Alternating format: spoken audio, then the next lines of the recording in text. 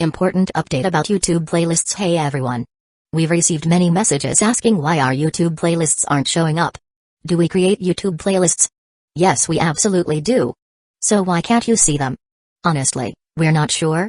We've been in contact with YouTube support for several months now, but we still haven't received a clear answer or solution. After much discussion, our team has decided to take matters into our own hands.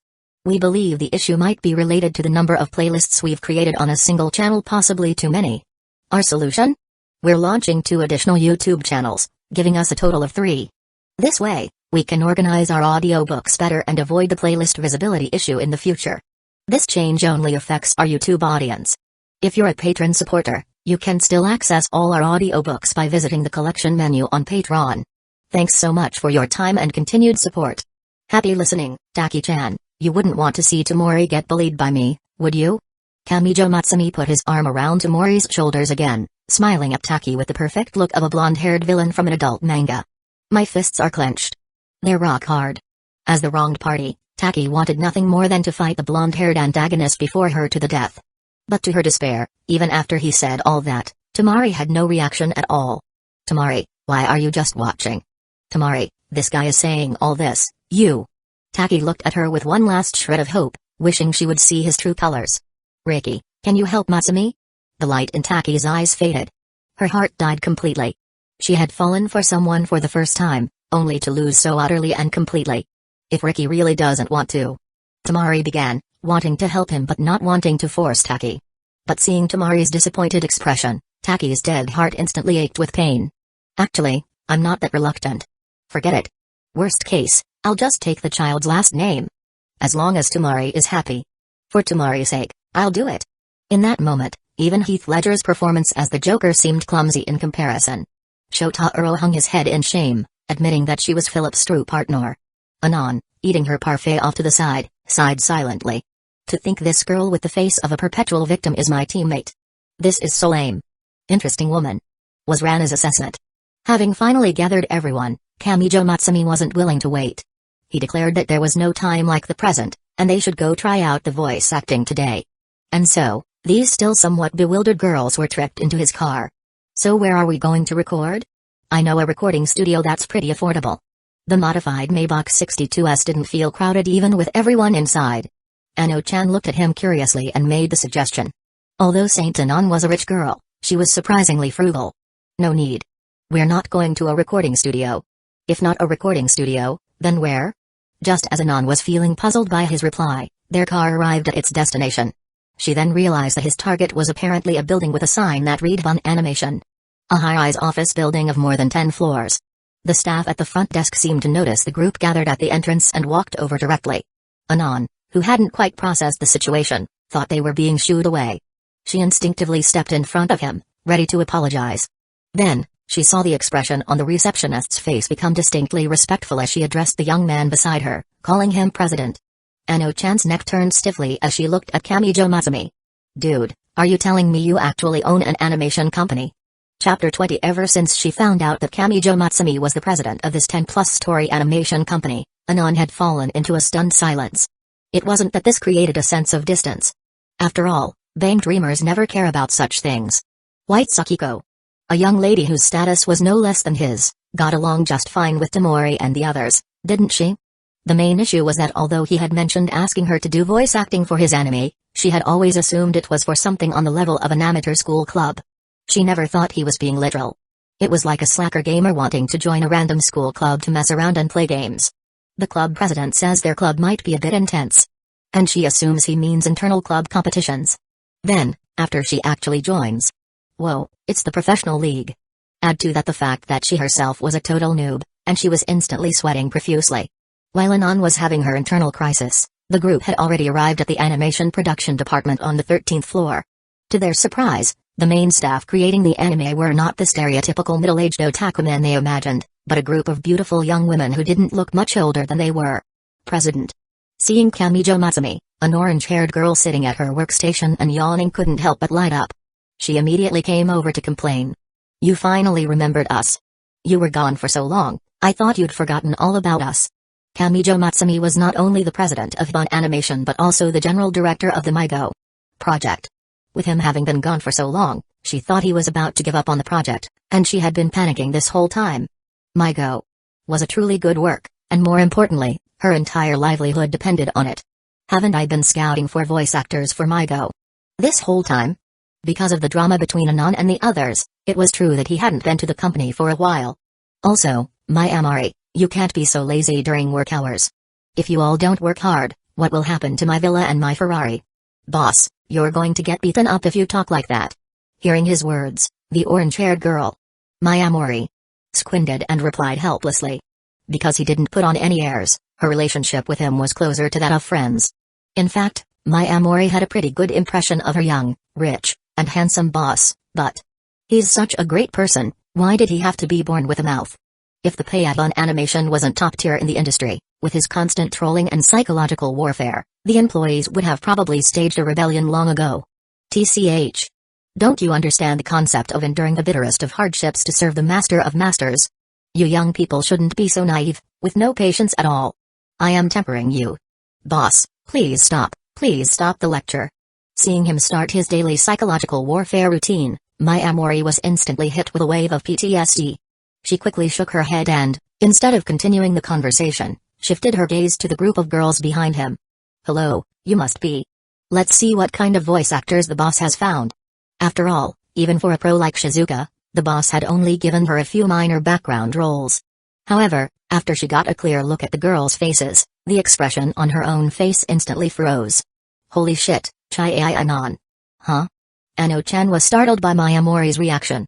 Why is she suddenly shouting my name? And how does this woman know who I am? However, my Amori herself was in no mood to explain her outburst and continued to look past Anon. Takamatsu Tamari, Shinataki, Nagasaki Soyo, Kane Rana, Wakabe Masumi. They're all familiar faces. Boss, I told you to find voice actors, why did you bring the actual people? In that instant, any resentment my Amori felt on behalf of her friend vanished into thin air. The characters themselves were here in the flesh. How could Shizuka possibly compete? Her friend didn't lose unfairly at all. Hello, I'm Miyamori Aoi. I'm a fan of yours. Her thoughts raced, and Miyamori excitedly approached Anon. As the producers of MyGO, they were arguably its first and biggest fans. And Miyamori was a die-hard Anon fan. Now that Saint Anon herself was standing before her, how could she not be excited? Could I get your autograph? Please sign once as Chai Anon and once with your real name. Chai Anon is my real name. Ano-chan found that she couldn't comprehend this woman's words or actions. As expected of his employee, she was just as bizarre as he was. What? Your name is really Chai Anon? Hearing this, my Amori's expression became strange. In her mind, Anon and the others were the real-life prototypes for the characters, but the boss didn't even bother to change their names? But later, when she learned from Tamori and the others that they really had formed a band called Krychik, were now forming a new band with Anon and Rana, and that Anon had indeed just transferred to Hanioka, she went completely insane. What real-life prototypes? This is a case of anime characters crossing over into reality. The excited Miyamori wanted to glue herself to Anon, her fervent gaze making Ano-chan subconsciously take a few steps back. Whoa, a lesbian. The commotion on Miyamori's side also attracted the attention of the other members of the animation department. After learning the same information, they also became incredibly excited. After all, it's a well-known fact that people in the animation industry are powered by love. If you didn't truly love it, who would do this kind of work?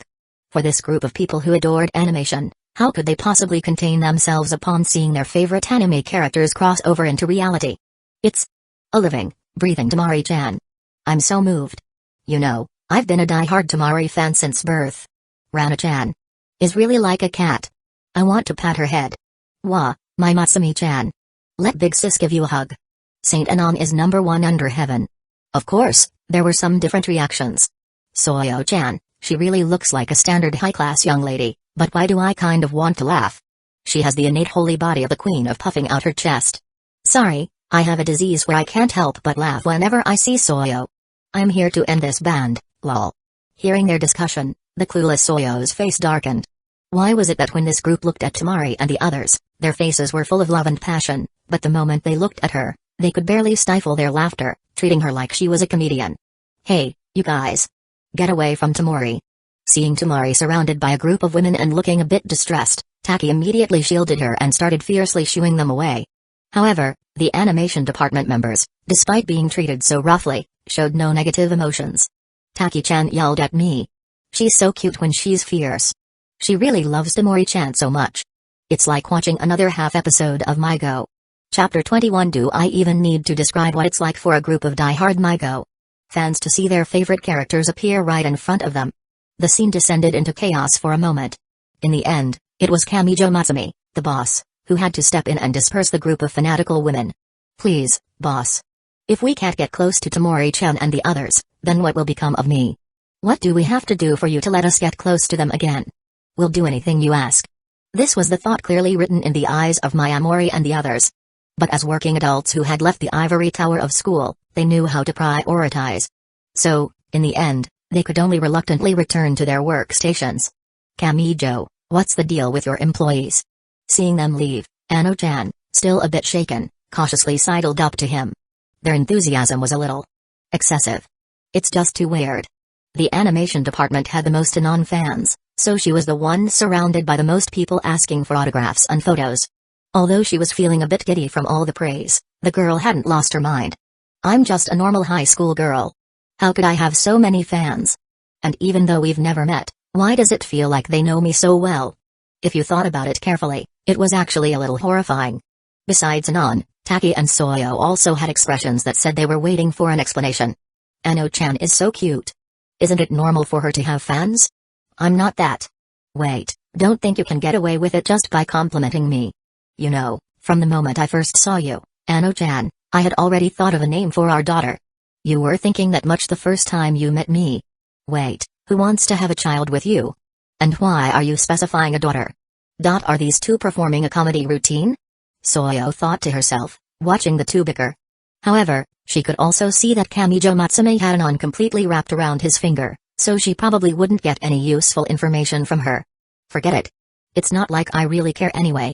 After dealing with Ano-chan, Kamijo Matsumi called over the girls who hadn't signed their contracts yet. As it turned out, they all signed their names without even really looking at the documents, which made him deeply worried. Being this naive won't do. What if they get scammed in the future?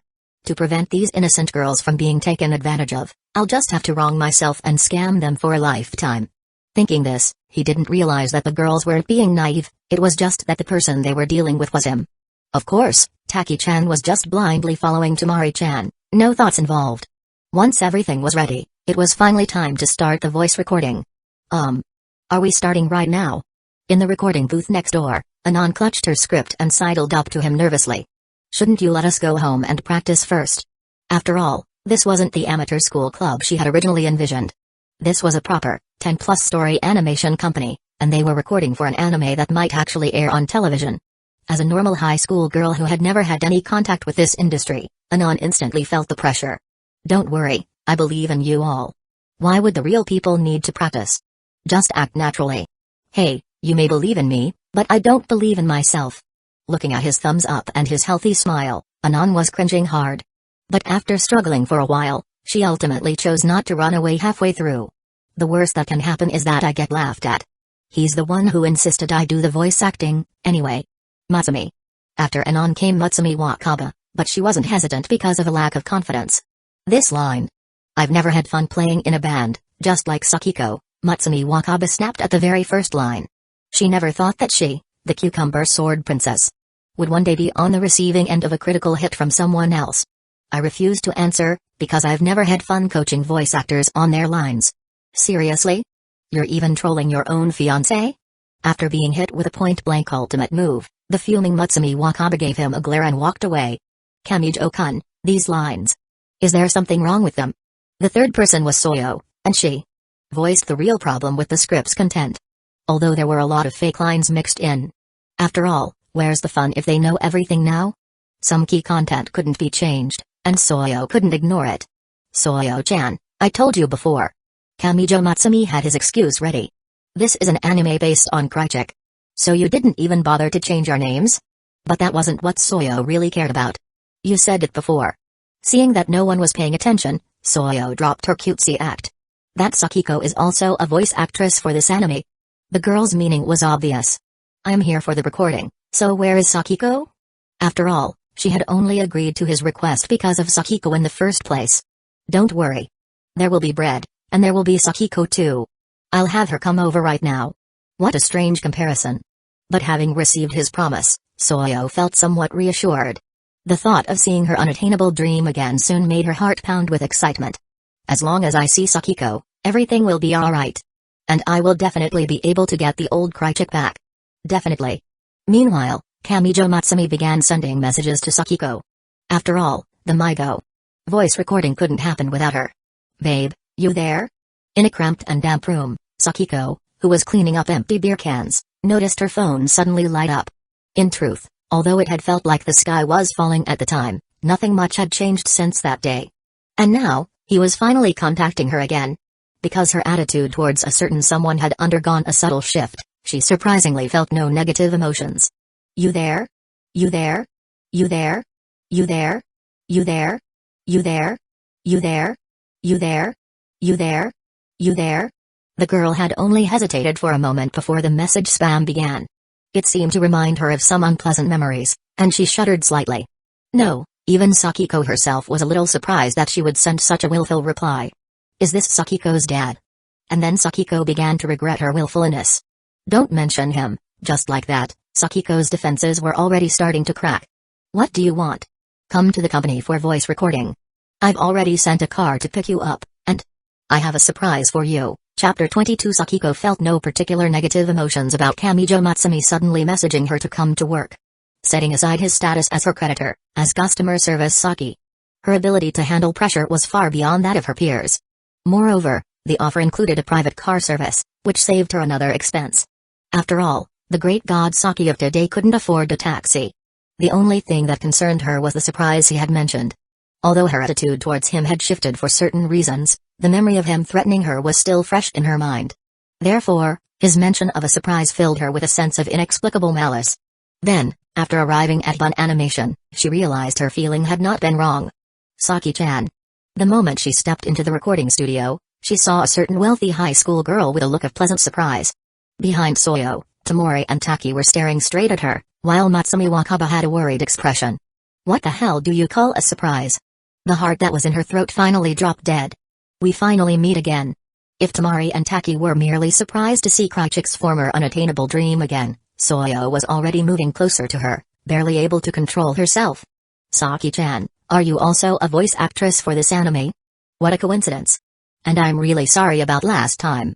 I was too anxious. Even though she was the one who had been yelled at last time, Soyo was now taking the initiative to apologize to Sakiko. But I really want to have a proper talk with you, Saki-chan. Soyo had originally planned to test the waters a bit, but she had overestimated her own self-control. After just a few sentences, her true form was revealed. Why did you transfer schools? Was it because of Krychik? Where are you now, Saki-chan? Can you tell me? Even if Krychik disbanded, we're still friends, aren't we? I really have so much I want to say to you. After we finish recording, can we go to your place and talk? Soyo's behavior startled all the band members, except for Rana. Even Matsumi Wakaba was taken aback. They never expected Soyo, who was usually as gentle as a mother, to show such a side. Anon's expression was particularly stiff, her mouth twitching. After all, among the current band members, she had the best impression of Soyo, aside from Tamori. Who could resist a high-class young lady from Tsukinamori with such a gentle face? But looking at her now, she seemed even more emotionally heavy than Tamori. Don't tell me everyone in this band is like this. Ano-chan instantly felt that her future was bleak. Meanwhile, the members of the animation department, who were avidly watching from the side, felt like they were watching a live-action version of MyGO, their faces flushed with excitement. Sakiko. Just seeing Soyo was already enough to irritate her. She had long grown tired of the girl's clichés from when she used to bombard her with messages online. Furthermore, Soyo's opening move of basically doxing her had completely crossed her bottom line. Her gaze involuntarily turned ice cold. She couldn't even be bothered to reply. After giving Tamari a complicated look, she pulled Kamijo Matsumi aside. What are Soyo and Tamori doing here? Why are they here? The girl asked, looking up at him, her eyes suppressing a burning rage. As we all know, MyGO is a girl band anime produced by Bun Animation, based on the story of Krychik. The audience will follow the story of Krychik through the main perspective of Chai Anon, on a state of Bang Dream. Therefore, it's very reasonable for me to ask Tamari and the others to do the voice acting, isn't it? Or could it be That Ms. Toyokawa doesn't like my surprise? You call this fucking thing a surprise? Looking at his innocent expression, Sakiko felt like she was about to grind her teeth to dust. She refused to believe that he didn't understand her current situation and feelings. This despicable guy. He was deliberately trying to get a kick out of her misery. I don't need this kind of surprise. Thank goodness for the resilience her customer service career had given her. Otherwise, she would have definitely exploded on him. In the future, wait until they've left, then call me over. Matsumi Wakaba was one thing, but she really did not want to see Soyo or Tamari. The former annoyed her, and the latter made her feel guilty. So, are you planning to keep running away forever, Saki-chan? His unexpected words made the girl freeze. Toyokawa Sakiko, he said, looking down at the blue-haired girl before him. Did you think that just by transferring schools, becoming customer service Saki, and cutting off your old friends, everything that happened could just be written off? Faced with his piercing gaze, Sakiko felt a pang of guilt and self-reproach. But she quickly recovered. What does the Krychik affair have to do with an outsider like you? What right do you have to say such things? This has nothing to do with you, does it? You're right. But, Ms. Toyokawa.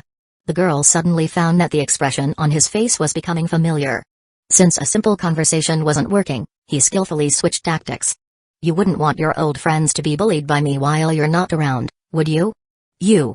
Hearing this all too familiar threat, Sakiko's cheeks flushed with anger. Despicable.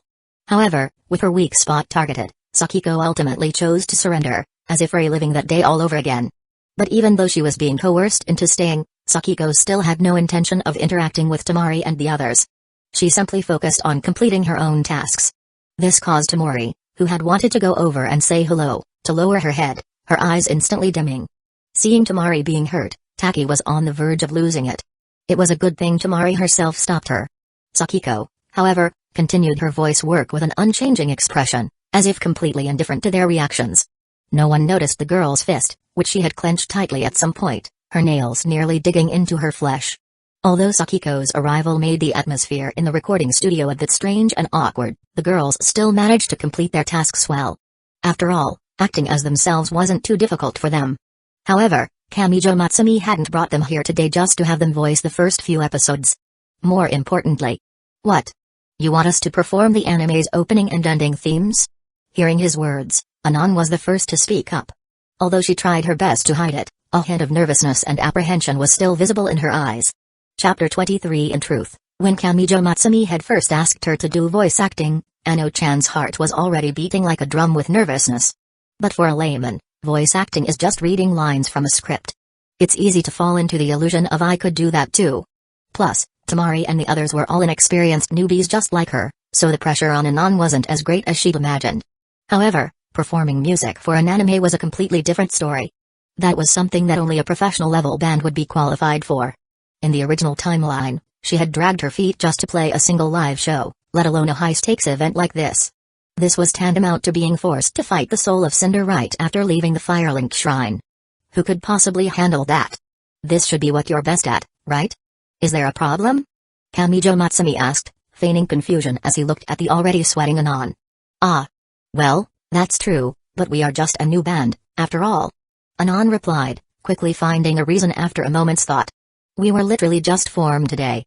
Isn't performing the up and dead for your anime a bit too difficult for us? Anon's reasoning was met with agreement from Taki and the others. Taking on a professional-level job right after forming was indeed too big a leap. What Ano-chan says does make sense. Naturally, it was impossible for him not to have considered this problem, but I have my reasons, too. It has to be you all. No one else will do. He already brought the actual people here. How could he let someone else perform the up and dead? He would never accept that. Ooh. Why is this scumbag suddenly being so serious? Anon blushed slightly. After all, what girl could refuse that it has to be you type of line? Even the expression on Taki-chan's face softened considerably. She crossed her arms and turned her head away slightly. Humphrey. Such a smooth talker. I was once a fan of Krychik, so I know a little about all of you. I believe in your abilities. Moreover, while the requirements for recording for an anime were higher than simply playing a live show, it had one advantage the latter did not. Furthermore, our company has the best sound engineers in the industry. All you need to do is your best. With a good enough sound engineer, even a terrible rap performance could be auto-tuned into a beautiful love ballad. And in that regard, he considered himself something of an expert. I'll try my best to sing. I definitely won't let Matsumi down. Tamari was the first to speak up in his support, her amber eyes shining with determination. She had already let Sakiko down once before. This time, she would not let him down. With Tamari having spoken, Taki naturally wouldn't object. Rana only cared about shredding her guitar, and Soyo just wanted to finish quickly so she could go home and bother Sakiko. In an instant, only Anon was left, isolated and without support. At this point, the fact that she had only formed the band to fit in and didn't even know how to play the guitar was something she could no longer say out loud. Anon could already picture the scene where her lack of skill was exposed and she was kicked out of the band. Alright, everyone, get familiar with the sheet music first. Ano-chan, come with me for a moment. Seeing that the script in Anon's hands was about to change from a band story to a quitting the band storyline, Kamijo Matsumi decided not to enjoy her suffering any further. I can't play. You should find someone else. The moment they were out of sight of the others, Anon instantly dropped the act, speaking with an indignant huff. This is your band's very first performance. Are you sure you want someone else to take your place? Ugh. His words immediately silenced her. Even though she had only wanted to form a band out of vanity, the thought of another girl taking her place for their first performance made her feel inexplicably annoyed. Then what am I supposed to do? Perhaps because he already knew her most embarrassing secret, Anon didn't bother with any pretense when facing him. I barely know the basics of the guitar. I'll definitely be exposed the moment I get on stage. Are you doing this to me on purpose? Just tell me what to do now. Don't be afraid, my precious Anon. I have a plan. Tamari and Rana could both reach a professional level under the right conditions. Soyo and Taki were a step below but could barely keep up. Only Anon. If only she knew a little, it wouldn't be a case of knowing nothing at all. At the same time, Anon wasn't the bassist like Soyo, who could get away with slacking off without anyone noticing. But since he had made the request, he naturally came prepared. The method you were talking about. Is this thing? Looking at the two heads tall chibi sticker of herself that he had pulled out from somewhere, an expression of doubt appeared on Anon's face. Also, why does he have a sticker of me? Don't tell me he actually has ideas about me? Kamijo Matsumi paid no mind to her reaction and instead looked for a place to put the sticker on her. However, as he caught the faint, pleasant scent from the girl in front of him, he realized that the distance between them had, at some point, close to less than 5 centimeters. Bro, you smell so good. Completely different from that blue-haired fool, but the no less captivating. Anon also suddenly realized how close they were, and her face instantly turned scarlet. But surprisingly, she didn't back away. Instead, she looked at him with a warning gaze. However, combined with her flushed cheeks, this probably only served to increase a criminal's attack speed. Oh no. My star has been awakened. For the first time, he felt a different kind of delicious temptation from one of the band girls. Can I kiss you? Is this also part of your solution? Faced with his abrupt request, Anon's voice trembled slightly. He's not trying to trick me with this excuse, is he? Does this guy take me for an idiot? No. I just want to kiss you. He said, always one to speak his mind. Pervert. Ano-chan almost lost it on him. Seriously, how could this guy make such a request so matter-of-factly? Was he really sane? Anon complained endlessly in her mind, trying to suppress her runaway heartbeat. After nearly getting beaten up by that and angry girl, Kamijo Matsumi's big head finally regained control of his body. In any case, let's get down to business first. We can talk about the other stuff later. What other stuff do you want to talk to me about later? Anon almost couldn't hold back. What else does he want to talk about? Does he really want to kiss me? Does he think Shy Ai Anon is such an easy girl to win over? He might look decent enough, but he's got a long way to go before he can win her over. However, after he forcibly placed the sticker on her forehead, all the chaotic thoughts in the girl's mind vanished. This feeling.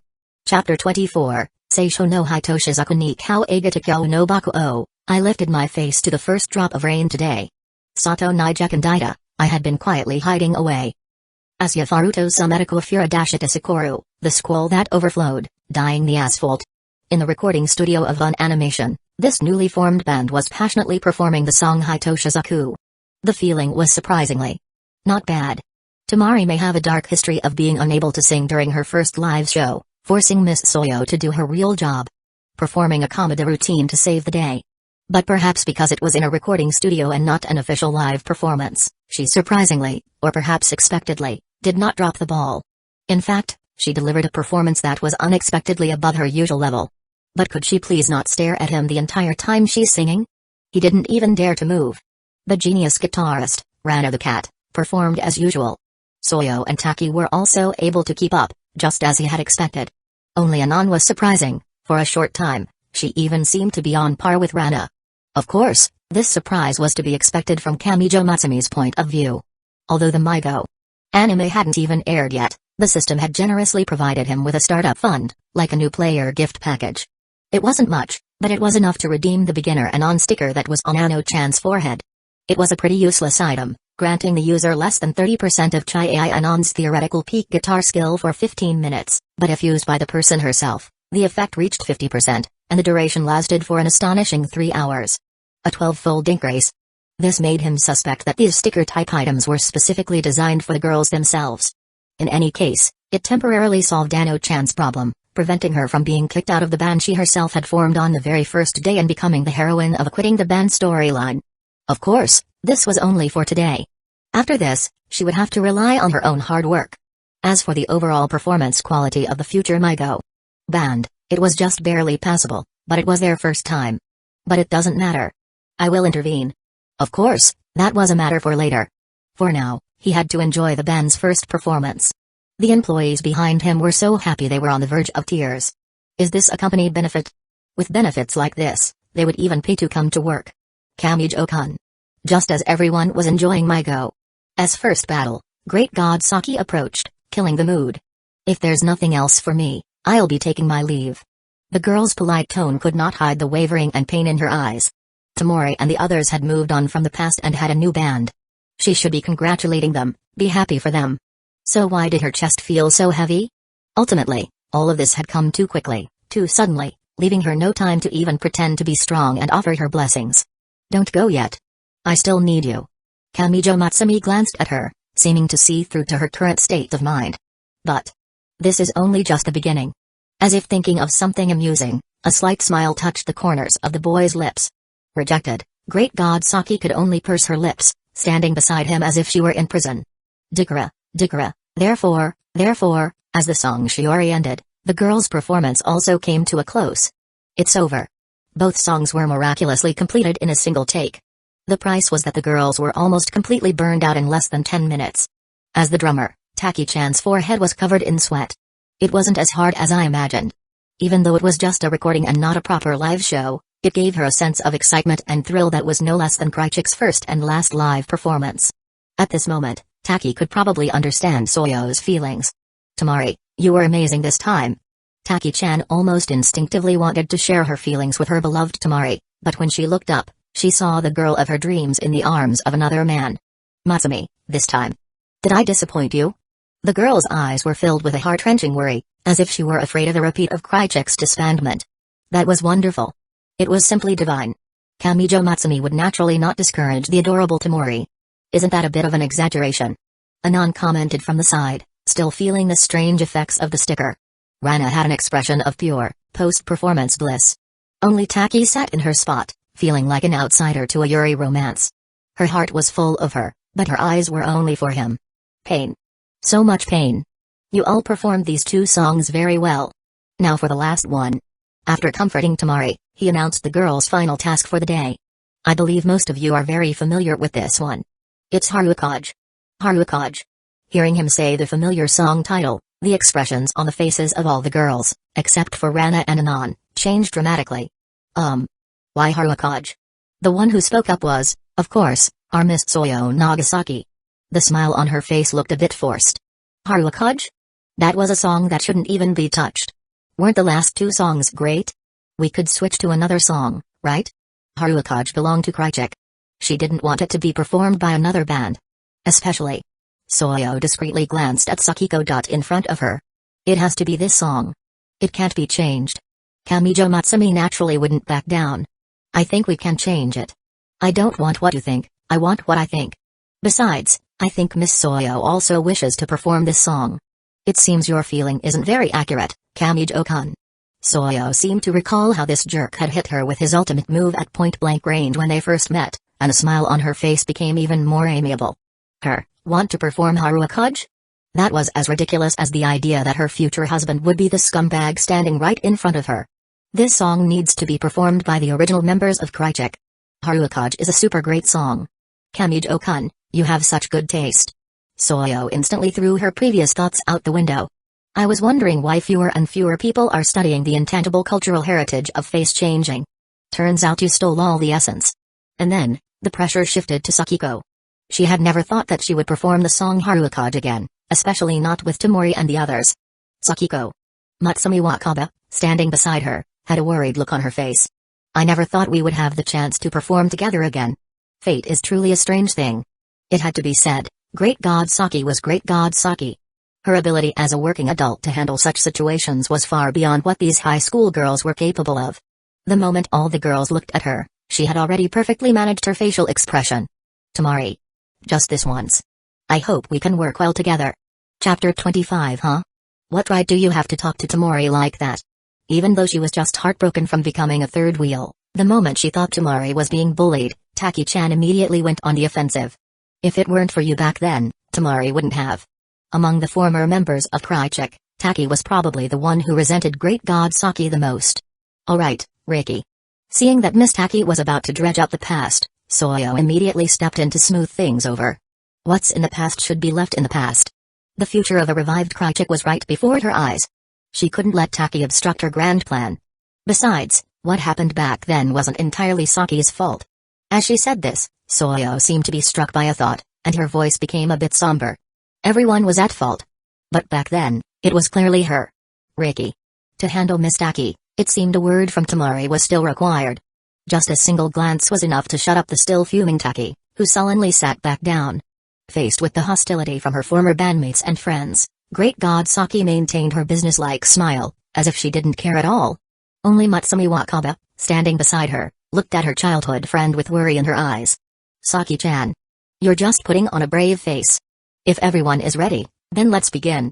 Soyo, who had been the most resistant to playing Haruokage, was now eagerly ushering the other girls. Just like we used to. Then, with a melodious intro, the performance officially began. It was worth noting that Sakiko, who was usually the most serious and skilled, was half a beat slow when the performance started. It wasn't until the sound of Matsumi Wakaba's guitar came in that she seemed to snap back to reality, belatedly starting to play the keyboard before her. Kaji Kanda Kokoro Furuuru Manazashi, a numb heart, a trembling gaze, Sekai Dabakawa Hitribachi Data, in this world, I was all alone, Trukoto Shikashiranai Haruwa, the spring that only knows how to scatter. Listening to the familiar yet distant lyrics from Tamari's lips, the girls' feelings were all incredibly complex. Since Krychek disbanded, they had never imagined that they would gather together like this again to play their very first song. Even Taki, amidst the music, gradually let go of the hostility in her heart. Soyo was probably the most excited one. She played with 130 to 140% of her usual skill, her pick nearly smoking as it flew across the strings. It was just a pity she was the bassist, so no one noticed her extraordinary performance. As for Tamari, her performance could only be described as giving it her all. Although she wasn't obsessed with reviving the old band like Soyo, White Sakiko was still an unforgettable dream for her. Even now that she had a new band, like Soyo, she had so much she wanted to say to her. But she was clumsy with words and couldn't express her thoughts. However, Sakiko had once told her that her singing was the cry of her heart. So, she wanted to use her song to convey her feelings to Sakiko's heart. Of course. The figure of a certain young man also fell into the girl's eyes. It wasn't just for Sakiko. Kumomo o nut kairari kairari, weaving through the clouds, sparkling, sparkling, kokoro mai tashitwa a fure, filling my heart to overflowing, itsushakehu o kairari kairari, before I knew it, my cheeks were sparkling, sparkling. The girl sang out with a voice that was like a shout from her soul. Sakiko was her past, the boy before her was her present. It was because of him that she found the courage to sing. Just as she once sang for Sakiko, she now sang for Kamijo Matsumi. So this time, she absolutely would not let him down again. I was here first. Listening to Tamori singing, Anon, who was standing to the side, felt her head grow a little heavy for some reason. Of course, compared to Anon, our great god Saki's feelings were probably even more complex. Playing the keyboard before her, feeling the song in her ears, she felt as if she had returned to the time when Krychek had just formed. Back then, she was so carefree, so relaxed and happy. The happiness of the past gradually welled up in her heart, but when the girl came back to her senses, all that remained was endless pain and emptiness. When the fantastical bubble is popped, the pain of reality becomes even more distinct and cruel. She could never go back. Happiness and joy belonged to them. What belonged to her was only endless overtime, endless beer cans to collect, A damp and dark room, and a father's drunken scolding and complaints. Sakiko felt moisture gathering in her eyes, but she bit her lip, suppressing the urge to cry. The weak her from the past is already dead. The girl stubbornly raised her head, instinctively looking towards the gray-haired girl who was singing. But on the side of the girl's face, she saw that Tamori's gaze was fixed on Kamijo Matsumi, her eyes seemingly having no room for anyone else. For some reason, Sakiko felt a strange sense of familiarity.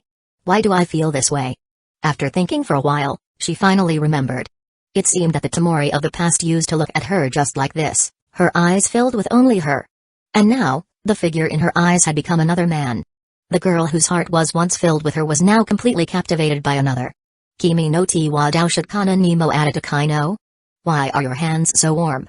Ne onagai, hey, I beg you, duka kono mama hanasanade ite, please don't ever let go. Listening to Tamori's song, Sakiko subconsciously reached out her hand towards her, only to see Tamori extend her own hand towards the boy in front of her. Zato hanasanade ite. Forever, forever, don't ever let go. Haruakaj was the song you wrote for me, but the hand you want to hold so tightly is no longer mine. Only at this moment did it dawn on Sakiko.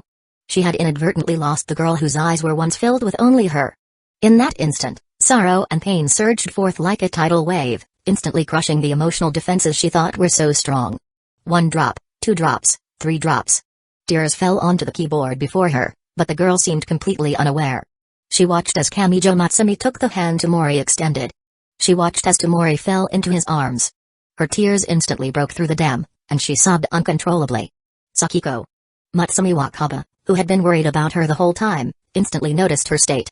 Just as Haruakaj came to an end, without even taking the time to put down her guitar, she rushed forward to comfort her childhood friend. I'm fine. Seeing her approach, Sakiko forcefully wiped away her tears and spoke stubbornly, her voice choked with sobs. Chapter 26. But facing her childhood friend who was putting on a brave face, Matsumi Wakaba saw right through to her truth. Sakiko. Looks like she's about to break. You. It had to be said, the cucumber sword princess really knew how to strike where it hurt. Sakiko was still dropping little pearls of tears, but hearing her words, she instantly started seeing red. I don't need your concern. Perhaps because there were so many people around, Sakiko's words were still somewhat restrained. But her angry glare still wounded Matsumi's heart.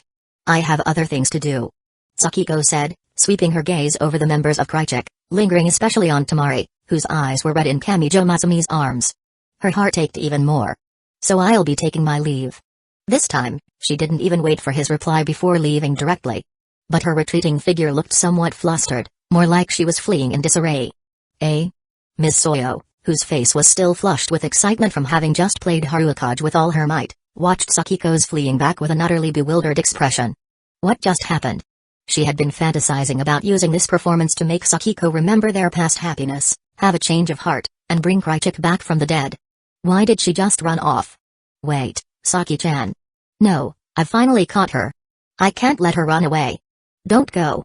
Realizing what was happening, Soyo tossed her bass aside and chased after her. Saki-chan. Soyo-chan. Tamari watched them leave one after another, looking somewhat dazed. Oh no, is the band going to explode again? The scene before her was like a reenactment of Krychek's disbandment. Don't worry. Sakiko's dad just called her home to make dinner. Seeing that Tamari was about to get emo again, Kamijo Matsumi patted her head and comforted her. What a dark joke. My Amori and the others who knew Sakiko's real situation had incredibly strange expressions on their faces. Don't worry, it'll be fine. Kamijo Matsumi said with a smile. Didn't I promise you before? On Ano-chan's future. I told you not to use my future as a wager. Anon, who had been feeling confused and worried, instantly started to lose it. Who knows what that girl is thinking? Taki said, still trying to act tough despite her concern. Tamari, we don't need to worry about her. With that, Taki pulled Tamari out of his arms. I can't let this guy keep taking advantage of Tamari. After his comforting words, Tamari also calmed down. It will be fine. Matsumi promised her. She believes him. It's getting late. If there's nothing else, we'll be going. Taki wanted to get Tamari away from this scumbag as soon as possible. Wait a minute. This is your payment for this time. However, he didn't let them get away this time. He took out several prepared envelopes and handed them out, even giving one to Matsumi Wakaba. After all, even a fiancé and fiancée have to keep their finances clear. Huh? There's a salary? Taki-chan seemed very surprised. She thought he was just using Tamori's goodwill to make them work for free. But thinking about it, a guy who owns such a large animation company probably wasn't short on the money to pay them. They had signed contracts, so of course there would be a salary. If Taki-chan doesn't want to think of it as a salary, you can also consider it an advance celebration for my marriage to Tamori. Faced with her suspicion, Kamijo Matsumi smiled. His last name was Kamijo, not Taki. You. It had to be said, Taki didn't learn her lesson. One sentence from him almost made her see red again. In the end, it was Tamori who had to speak up to calm her down. Isn't his salary a bit too much? Perhaps because she was friends with the boss, Mayamori didn't have as many reservations. She directly opened the envelope to take a peek at the money she'd earned for her suffering. Although the envelope looked quite thick, she didn't think it would be that much, since they hadn't really done a lot. But when she took it out, she saw 53 Fukazawa yukikis. All large denomination bills. Although Anon was a rich girl, she wasn't a high-class lady on the level of white Sakiko. Her parents were just high-level white-collar workers. This amount was more than what many full-time workers earned in 2 months. Even for her, it was a huge sum. This guy is so generous. Taki opened her envelope and was shocked to find she had 200,000 yen more than Anon. This was more than what she earned in a year working part-time at Ring. The key was that she had worked for less than half a day. Was being a voice actor this profitable? She suddenly didn't want it anymore. Don't tell me this is actually money from selling Tamori? You all voiced 3 episodes today, at 45,000 yen per episode, and sang 1 song for 200,000 yen. The compensation is very reasonable. Mayamori, standing to the side, rolled her eyes. The voice acting industry was famous for being a labor of love. A normal newcomer would be lucky to get 15,000 yen an episode. 45,000 was the highest rate for a regular voice actor. And 200,000 yen for a song was already beyond the standard level, nearly touching the realm of top-tier artists. But the boss was always generous with money, and she also felt that these girls were worth the price. Don't worry, this salary level is very reasonable. Otherwise, outsiders would think that Art on Animation can't afford to pay its staff. Kamijo Matsumi said in a casual tone, slightly easing the girls' concerns. But for convenience, you should all get bank cards. I'll deposit your salaries into them from now on. He called Mayamori over. Go with Mayamori to get your personal information recorded. MyGO was already an anime phenomenal enough to stand alongside the modern-day K-On, Bocce the Rock. Its performance in this world would only be better. This salary was just the beginning. The real income would come later. Matsumi. Just as the dazed girls were being pulled away by the excited Mayamori to fill out their information, Matsumi Wakabe came over and tugged on his sleeve. Sakiko and Soyo, they seem. She naturally wasn't talking about them not getting paid, but was expressing her concern for her 2 best friends. All right. I'll go down and check on them, if they haven't left yet. Hearing her words, he naturally remembered the 2 of them and decided to go down to watch the show. No, to check on their situation. I'll go too. Meanwhile, downstairs from Bun Animation, Sakiko was still being held up by Soyo's pulling. Sakiko, clinging on like this. It's so pathetic. Being pestered by Soyo, Sakiko had forgotten her sadness. All she felt was annoyance and anger. Soyo, I just want to care about you, Saki-chan. Why are you crying? Did we do something wrong? Even when faced with a cold shoulder, Soyo still wore a smile. Sakiko, that has nothing to do with you. What on earth do you want to talk to me about? Soyo's talent for stepping on landmines made Sakiko's expression turn even uglier. Soyo, I just want to talk about Crychick, Saki-chan. When we were all performing together just now, you must have been happy too, right? Sakiko, shouldn't you have forgotten about that by now? Seeing Soyo bring up the same old tune, Sakiko instantly lost interest. Soyo, why? Why would you say to forget? Soyo clearly couldn't accept this. Soyo, didn't you say it, Sakiko? That a band is a community of fate? Sakiko? Soyo, you were the one who formed Crychick, right? We were so happy together back then. Sakiko? Soyo, we were happy every day, everyone was together. Isn't it too strange for us to suddenly go our separate ways? Sakiko, Crychick has already disbanded. She had no interest in listening to Soyo any longer. She pulled open the car door, about to get into the private car he had arranged for her. If she delayed any longer, she would be late for her night shift. Soyo, why? Soyo, I really cherish everyone. I love everyone so much. Sakiko? Soyo, I want to go back to when we were all happy. Tamori and Ricky want that too. We can call Matsumi back, and then you can come back too, Sakiko. However, before Soyo could finish her sentence, The car had already driven away. Soyo, wait. Don't go. The girl immediately started chasing after it. Soyo, please. I want Krychik to start over. I've been working so hard until now just for Krychik. Sakiko? Soyo, please. Krychik isn't over yet. What do I have to do to make you come back? Please, don't go. Soyo ran and cried at the same time, shouting at Sakiko at the top of her lungs. Soyo, without you, what will become of me? Finally, exhausted and unable to run any longer, Soyo collapsed to her knees on the side of the road. Soyo, why, Sakiko? And behind her, Kamijo Matsumi and Matsumi Wakaba, who had witnessed nearly the entire scene, fell into silence. Matsumi, look at that person. This was Kamijo Matsumi's final evaluation. She looks like a dog. Chapter 27. In response to Kamijo Matsumi's practically gloating evaluation, Matsumi Wakaba shot him a side-eye before quickly hurrying over to Soyo. Soyo. Sakiko and Soyo were both her friends. Being caught in the middle like this was the most painful for her. Hey, Matsumi-chan. Perhaps because she had hit rock bottom and given up, Soyo no longer cared about her friend seeing her in such a pathetic state. She couldn't even be bothered to maintain her standard cutesy voice. Why? Why won't Sakiko talk to me? Why won't she come back? What exactly went wrong? Such world-shocking wisdom, yet so utterly pathetic.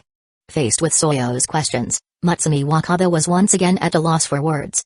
What could she say?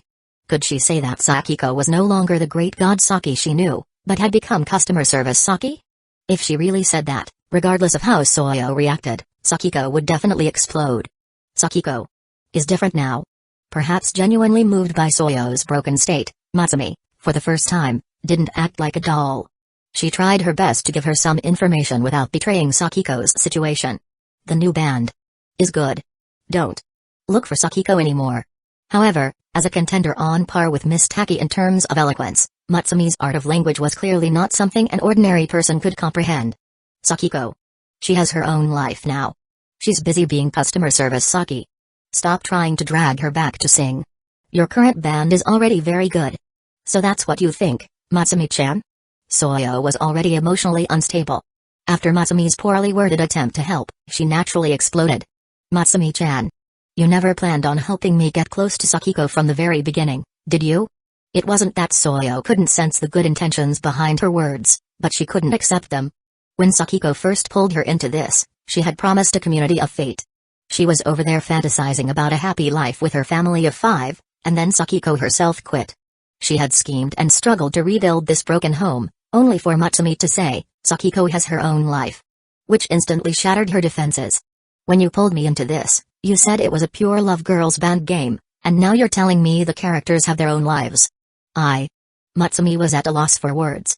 Although that wasn't her intention, objectively speaking, it was the truth. You're so high and mighty, aren't you, Matsumi-chan?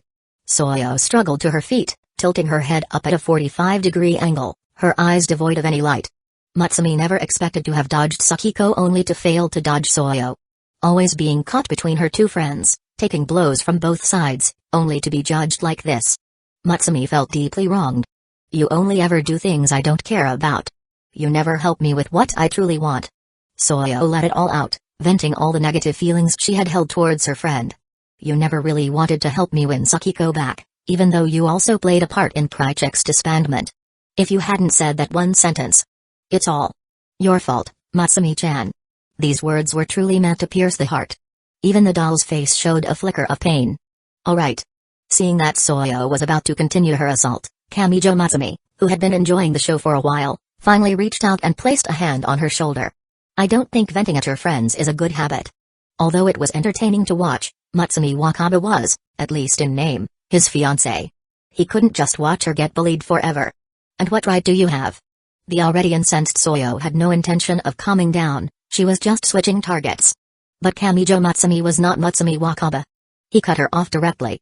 TSK. You. The two locked eyes. You really only think about yourself, don't you? It was super effective. At the very least, Miss Soyo finally snapped out of it, but... Soyo. Watching Soyo shrug off his hand and flee in disarray, Matsumi Wakaba instinctively wanted to stop her, but could only watch as her back grew smaller and smaller in the distance. Matsumi. In the end, she could only turn her gaze to her fiancé. If we just leave her alone, something bad will happen to Soyo. Alright then. Shall we follow her? You should go, Matsumi. Soyo. Probably doesn't want to see me. Matsumi-chan, your humility breaks my heart. Batman is already tired enough to be hospitalized. There are too many jokers, he can't catch them all. It's my fault. That's why Soyo is angry. Although she had originally said it with the intention of taking some of the heat for Sakiko, it was true that she had delivered the final blow to that crumbling band. And in their interactions since then, she had always sided with Sakiko, so she had always felt a sense of guilt towards Soyo. Kamijo Matsumi didn't reply. He just felt that the red clown nose on his fiancée's face was becoming more and more conspicuous. Then be careful on your own. I'll have the driver take me back first. Meanwhile, Soyo was fleeing in disarray, just as Sakiko had done moments before. If Matsumi Wakaba were to chase after her now, it would be a famous scene rebroadcast. But clearly, Matsumi was much more considerate than Soyo. By the time Miss Soyo came to her senses, she found herself in a completely unfamiliar environment. Where did I run to? Am I still in Tokyo? The sky had turned completely dark. Seeing the pitch-black night and the strange surroundings, Soyo, who was at her core just a high school girl, instantly began to panic. To make matters worse, she had unknowingly run into a remote alley. The kind of place where accidents often happened. Feeling a sense of dread, Soyo immediately wanted to leave and find a place to hail a taxi home, but the worst-case scenario occurred. A young lady from Tsukunemori, eh? What are you doing in a place like this? Although Miss Soyo was the queen of clowns, it didn't change the fact that her looks and aura were dazzling even among the elite ladies of Tsukunemori. Just by lingering here for a moment, she had immediately been targeted. Are you looking for some excitement? Want to have some excitement with us? This world wasn't a pure bang dream universe, after all. There were still plenty of bad people around. It was just that the areas Soyo usually frequented were relatively safe. Coupled with the fact that she had no bad habits of staying out all night, she naturally never encountered any danger. But this time, because she had gone to Fun Animation for voice acting, she had stepped out of her safe zone. Of course, under normal circumstances, a private car would have taken her home, but Miss Soyo had decided to run off on her own. And the colorfully dyed delinquents in front of her were the result of that willfulness. I'm not interested. Stay away from me. How could a young lady from an ivory tower have ever experienced such a situation? She was instantly terrified. Her attempt to act tough while being terrified on the inside not only failed to scare them but made their smiles grow even more brazen. The helpless girl remembered the plots she had read in novels and was instantly filled with despair. In truth, Miss Soyo was overthinking things. Even if they were would-be criminals, they were still just would-be. At the very least, the few in front of her were just ordinary delinquents, not the worst of the worst. If she resisted, they wouldn't really dare to do anything. Unfortunately, Miss Soyo was so scared by her own imagination that she was about to faint and was even prepared to die. She would rather die than let herself be insulted. But just as this heavy woman was about to explode, someone pushed her down. Could you stay a little further away from my fiancé's girlfriend? Even though he was an annoying guy, looking at his back at this moment, the girl could only feel a sense of security. Chapter 28. Turning around, she unsurprisingly saw a familiar figure. Even though he was an annoying guy, at this moment, she could only feel a sense of security. What are you doing following me? But she quickly remembered her current situation and spoke with feigned coldness. Ms. Soyo's mouth was harder than her bass. So I should go? Kamijo Matsumi wasn't one to indulge her. Don't. Feeling the dark surroundings and the shady-looking people nearby, the expression on Soyo's face instantly crumbled. She grabbed his arm in a panic. Then, meeting the boy's teasing gaze, her face instantly turned red. But faced with a potential threat, the girl chose to be honest with herself rather than letting pride get in the way and telling him to leave her alone. In any case, facing the girl who was clinging tightly to his arm, Kamijo Matsumi's mouth twitched slightly, and he spoke with some difficulty. Let's find another place to talk. After all, Ms. Soyo, you wouldn't want to be hit on by disreputable people, would you? Although it was still nighttime in Tokyo, the colorful neon lights and the bustling crowds around them dispelled the fear in the girl's heart. She finally let go of his arm. As expected of a bassist, her grip is really strong. Feeling his arm freed, the scumbag breathed a small sigh of relief. Then, the pair, a boy and a girl, walked through the streets of Tokyo at night, the atmosphere somewhat awkward. Soyo kept her head turned away, trying hard to maintain a relaxed expression, but the tips of her ears were bright red. After all, she had just had a falling out with Matsumi Wakaba and him, only to immediately show such a pathetic expression. The slap in the face was so immediate that Soyo felt embarrassed for herself. Should I call a car to take you home? In the end, It was Kamijo Matsumi who broke the strange atmosphere between them. The other band members he had brought had all arrived home safely, only Miss Soyo was left. After experiencing so much today, all she wanted now was to go home quickly. As the car slowly started moving, the girl finally managed to calm down. What about Matsumi-chan? Looking at the boy yawning beside her, Soyo seemed to remember something and couldn't help but ask. You're asking about Matsumi-chan? He glanced at her, looking somewhat surprised. My poor Matsumi-chan, after being yelled at by her best friend, she was rolling all over the floor, crying and wailing, boo, so pitiful. Matsumi-chan would never do that. Soyo felt it was her duty to defend her friend's reputation. But after speaking, she lowered her head again, a hint of regret in her eyes. Even if she wasn't crying and rolling on the floor, the memory of Matsumi-chan's sad, golden eyes before she left was something she found hard to let go of. The words that had tumbled out when she faced her were undoubtedly her true feelings, but was annoyance really the only thing Soyo felt for her? The answer was, of course, no. Even though she had held a grudge against her since Krychik's disbandment, their friendship was undeniable. It was just that her friend never did what she wanted, and dissatisfaction had piled up in her heart, finally exploding with Sakiko's rejection as the trigger. She had felt good venting at the time, but now she had to bear the consequences herself. Regretting it? No. The girl, who had just calmed down, was instantly worked up again.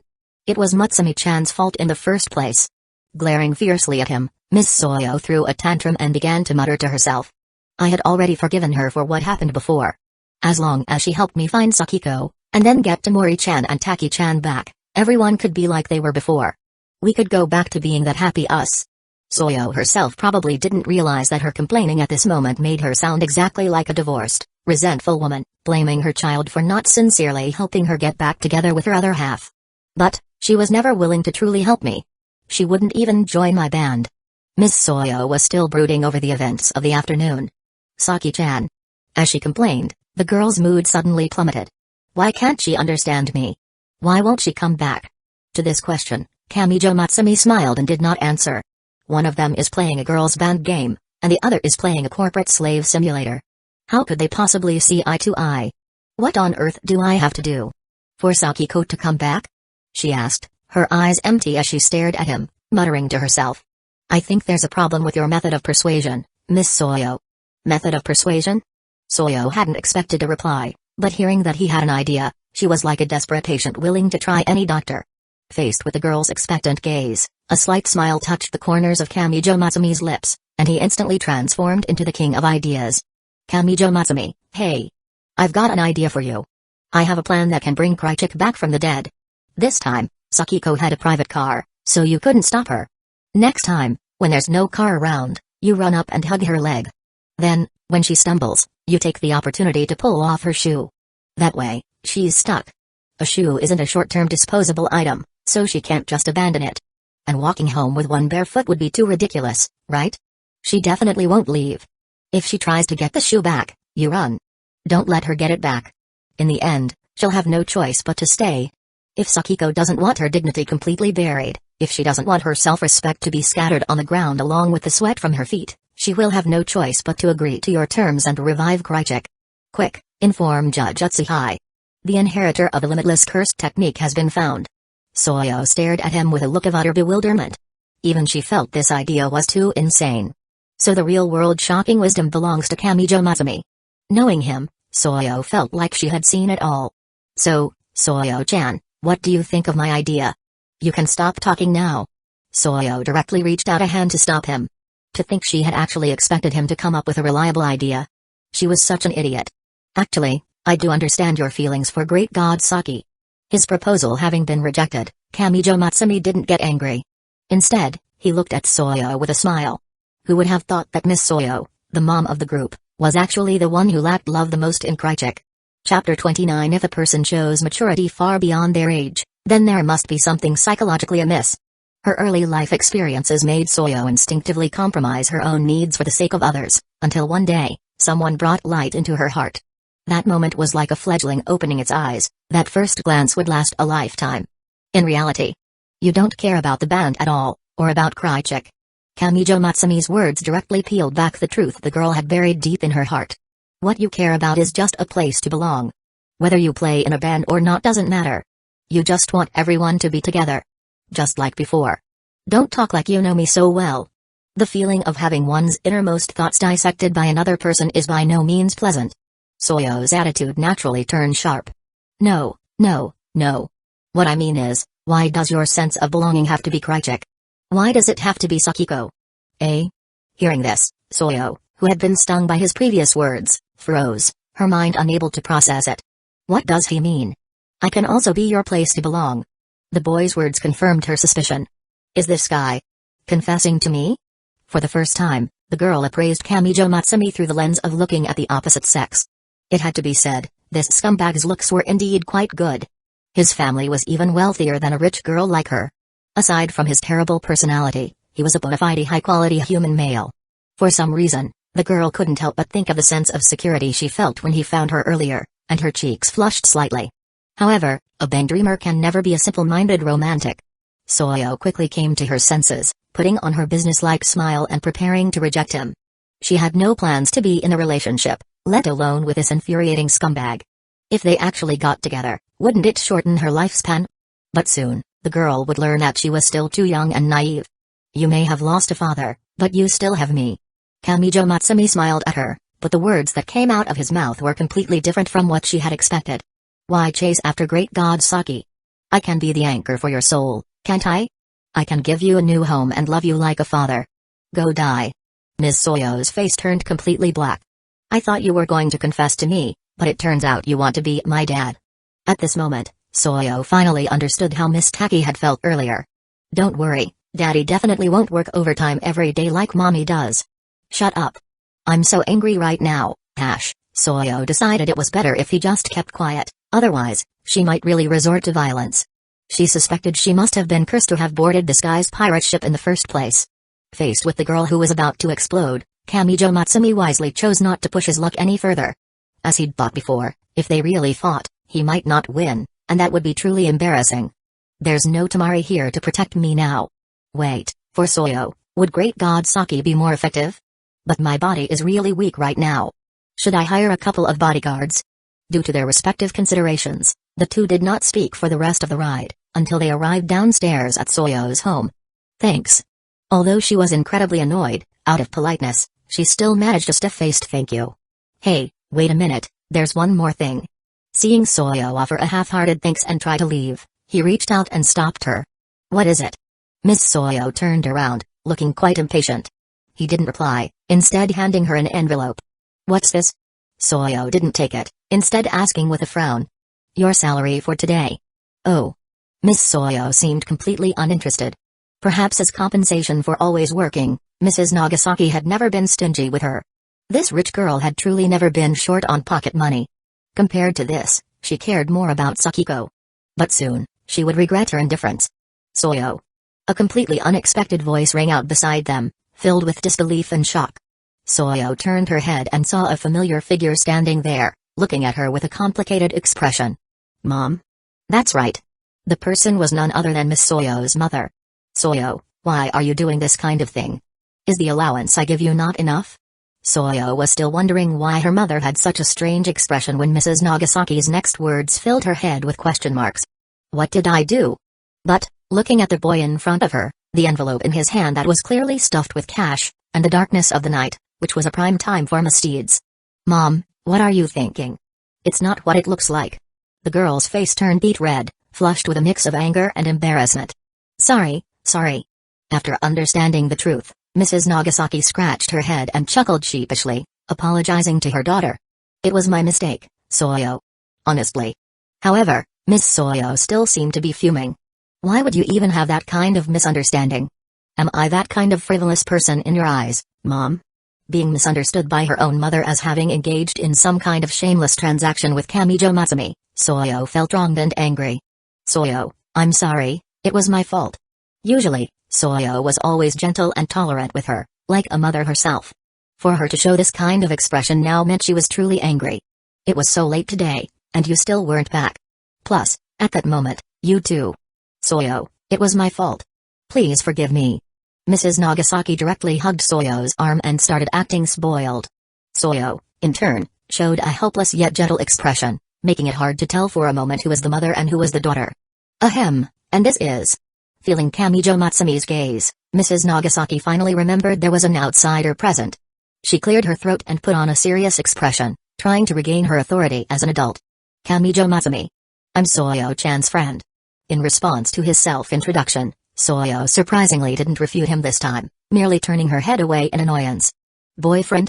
Of course not. Soyo never thought she would have her defenses broken by her own mother. Why would you even have that misunderstanding, Mom? Soyo truly didn't understand. In what way did she and Kamijo Matsumi look like a couple?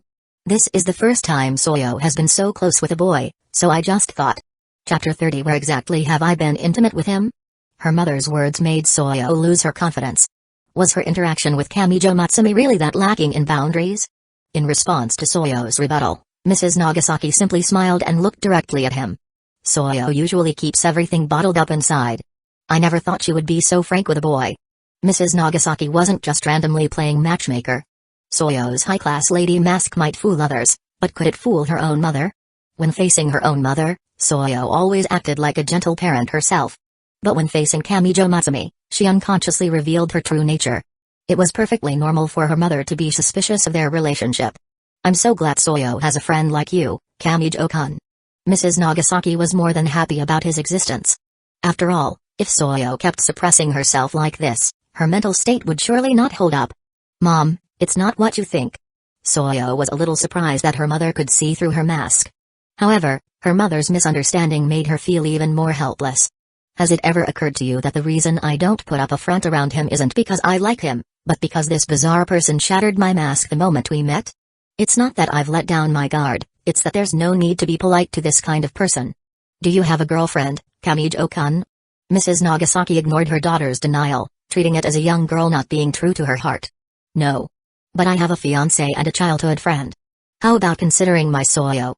She might be a bit rude when she is with you, but she is absolutely the model of a good wife and loving mother. Mom.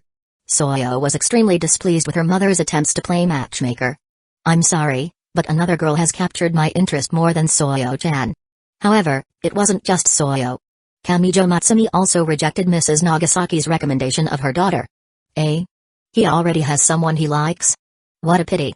Just a moment ago, Soyo was annoyed with her mother for setting them up. But now, seeing him also refuse, she felt inexplicably annoyed for some reason. I think. Then, under the astonished gazes of the mother-daughter pair, he took Mrs. Nagasaki's hand and said with righteous conviction, Soyo-chan can't be without a father. Soyo's eyes widened. Wait, you actually dare? I'm sorry, but Auntie is already an old woman. It's more appropriate for you to find a girlfriend your own age, Kamijo-kun. Mrs. Nagasaki was also slightly surprised but quickly regained her composure, a light and pleased curve on her lips. Although she didn't take his words seriously, for a woman her age to be confessed to by such a young, handsome boy. Didn't that just prove her charm? How long are you going to hold my hand? Let go. Ms. Soyo, standing to the side, her face dark, stepped forward to pull them apart.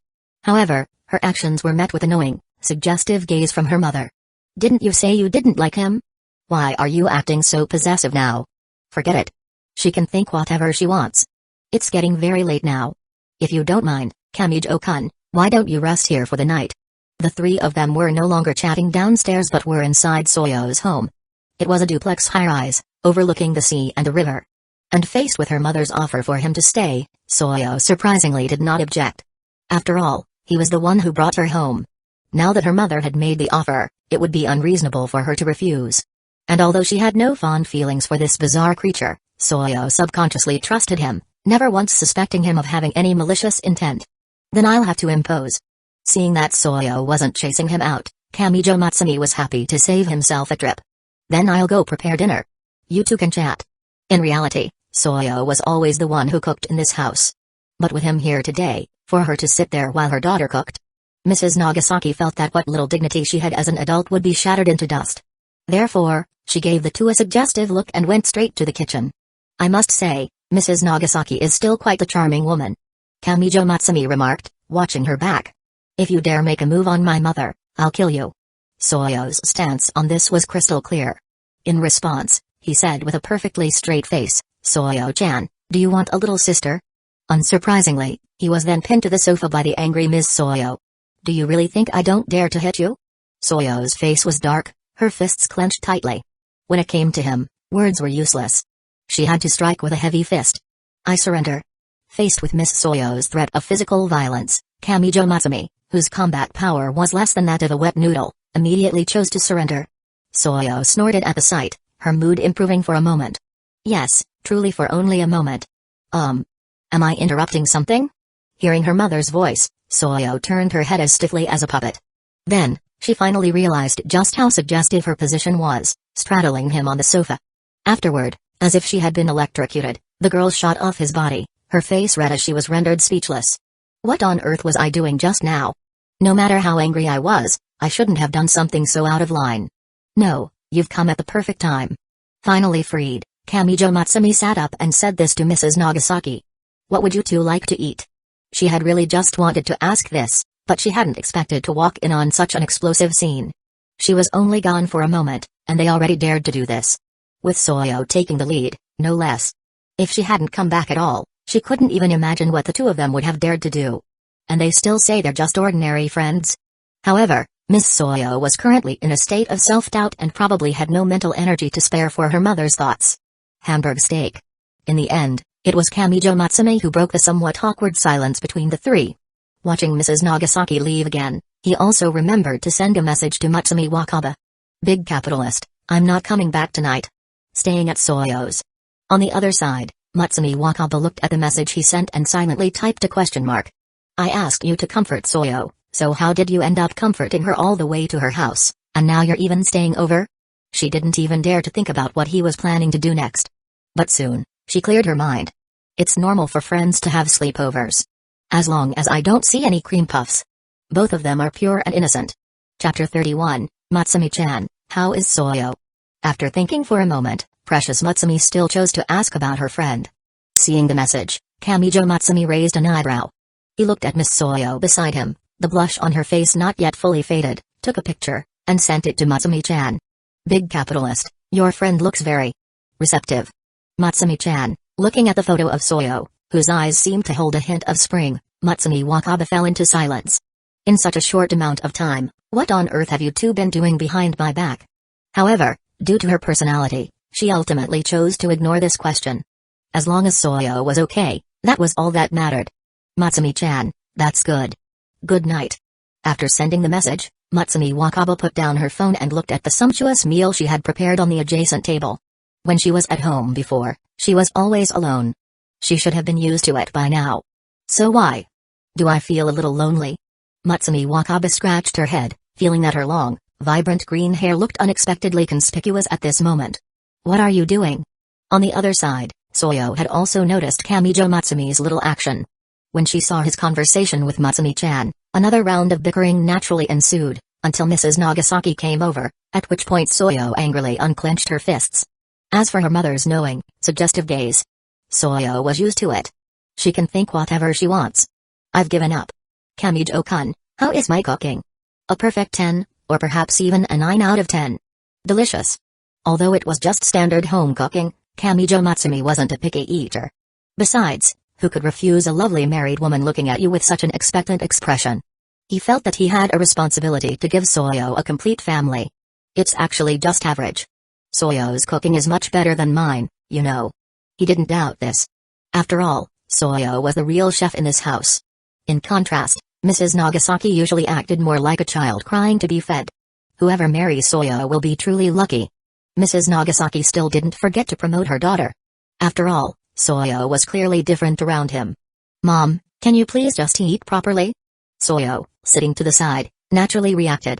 Faced with Miss Soyo's eyes, which were devoid of any light, Mrs. Nagasaki was instantly scared into sitting up straight, not daring to say another word. After putting her mother in her place, Soyo sighed softly. Actually, she no longer cared about her mother's matchmaking attempts.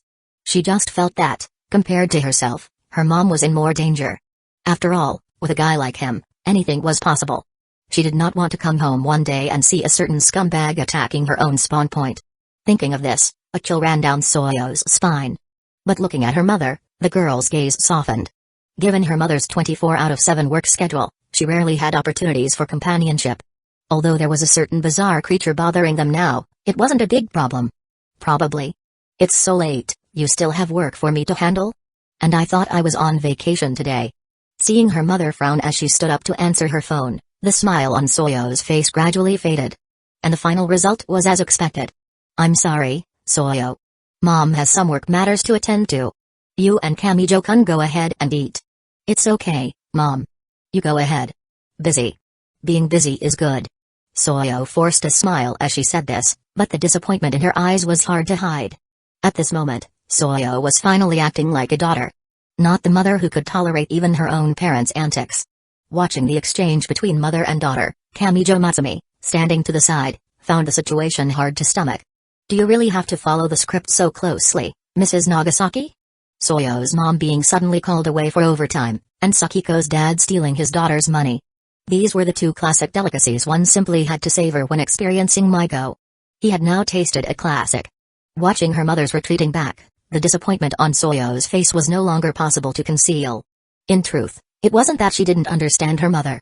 After all, Soyo wasn't born a rich girl. In the beginning, her family's condition, while not exactly impoverished, was definitely not associated with wealth. For a single mother like Mrs. Nagasaki to fight her way to owning a multi-hundred square meter duplex high-rise in a place like Tokyo, where every inch of land is gold, all while maintaining her daughter's high-class lifestyle, she naturally had to put in an effort unimaginable to most people. But no matter how much she tried to convince herself in her heart, she still felt lonely. And it was precisely for this reason that she cared so much about Sakiko and Krychik, wasn't it? What are you doing? Just as Soyo was about to activate her depression playlist, she suddenly felt a pair of mischievous chopsticks reaching for the tender, juicy Hamburg steak in her bowl. She frowned and immediately blocked them with her own chopsticks. I thought you weren't going to eat it, Soyo-chan, so I was going to help you out. Faced with her questioning gaze, Kamijo Matsumi wore an innocent expression. Don't you worry about it. I don't have a habit of wasting food. Soyo almost laughed in exasperation. I'm over here getting emo, and not only do you not comfort me, but you're actually after my Hamburg steak? The girl's belief was reaffirmed. This kind of bizarre creature. Surely only bugs would like it. What Soyo didn't notice was that the loneliness and emptiness in her heart had, at some point, quietly dissipated. As a qualified traveler from another world, Kamijo Matsumi always slept until the sun was high in the sky. When he arrived in the living room, he unsurprisingly did not see the figure of the certain divorced socialite, but he did see the breakfast she had left for him. She's so pure, my heart breaks for her. Savoring the taste of the grilled fish and tamagoyaki, although he felt a bit sorry for Matsumi-chan, he had to admit that Soyo, in her mom role, was indeed the better cook. But speaking of which, wasn't today the weekend? Where had Miss Soyo gone? Taking out his phone and looking at the messages online, he learned that she had been called to ring for practice by Miss Taki. Or perhaps, a band team building activity? Tamori-chan had even invited him, but he had been asleep at the time. He tried replying to her message, and she responded instantly. Alright, I admit you're the queen of gravity. Although he, as the manager, could probably only watch from the sidelines, he was more than happy to see the girls perform for free. But just as he was preparing to go to ring, another message from Matsumi Wakabe caught his attention. Chapter 32. Although Matsumi Wakabe was now living at his place, it was a somewhat spontaneous decision, so Kamijo Matsumi hadn't specifically prepared a room for her. Of course, he had suggested she stay in Sakiko's old room, which naturally earned him a glare from her. Therefore, she was still staying in the guest room. While it lacked nothing in terms of amenities, it had no sense of a personal touch. So, Matsumi wanted to buy some decorations and daily necessities to rearrange her room, and she was now asking for his opinion as the owner of the house. He would naturally not refuse her request to stay long-term. However, she was his fiancée, at least in name. Wouldn't it be a bit wrong to let her go shopping all by herself? What little conscience he had left made him decide to accompany her first before heading to ring.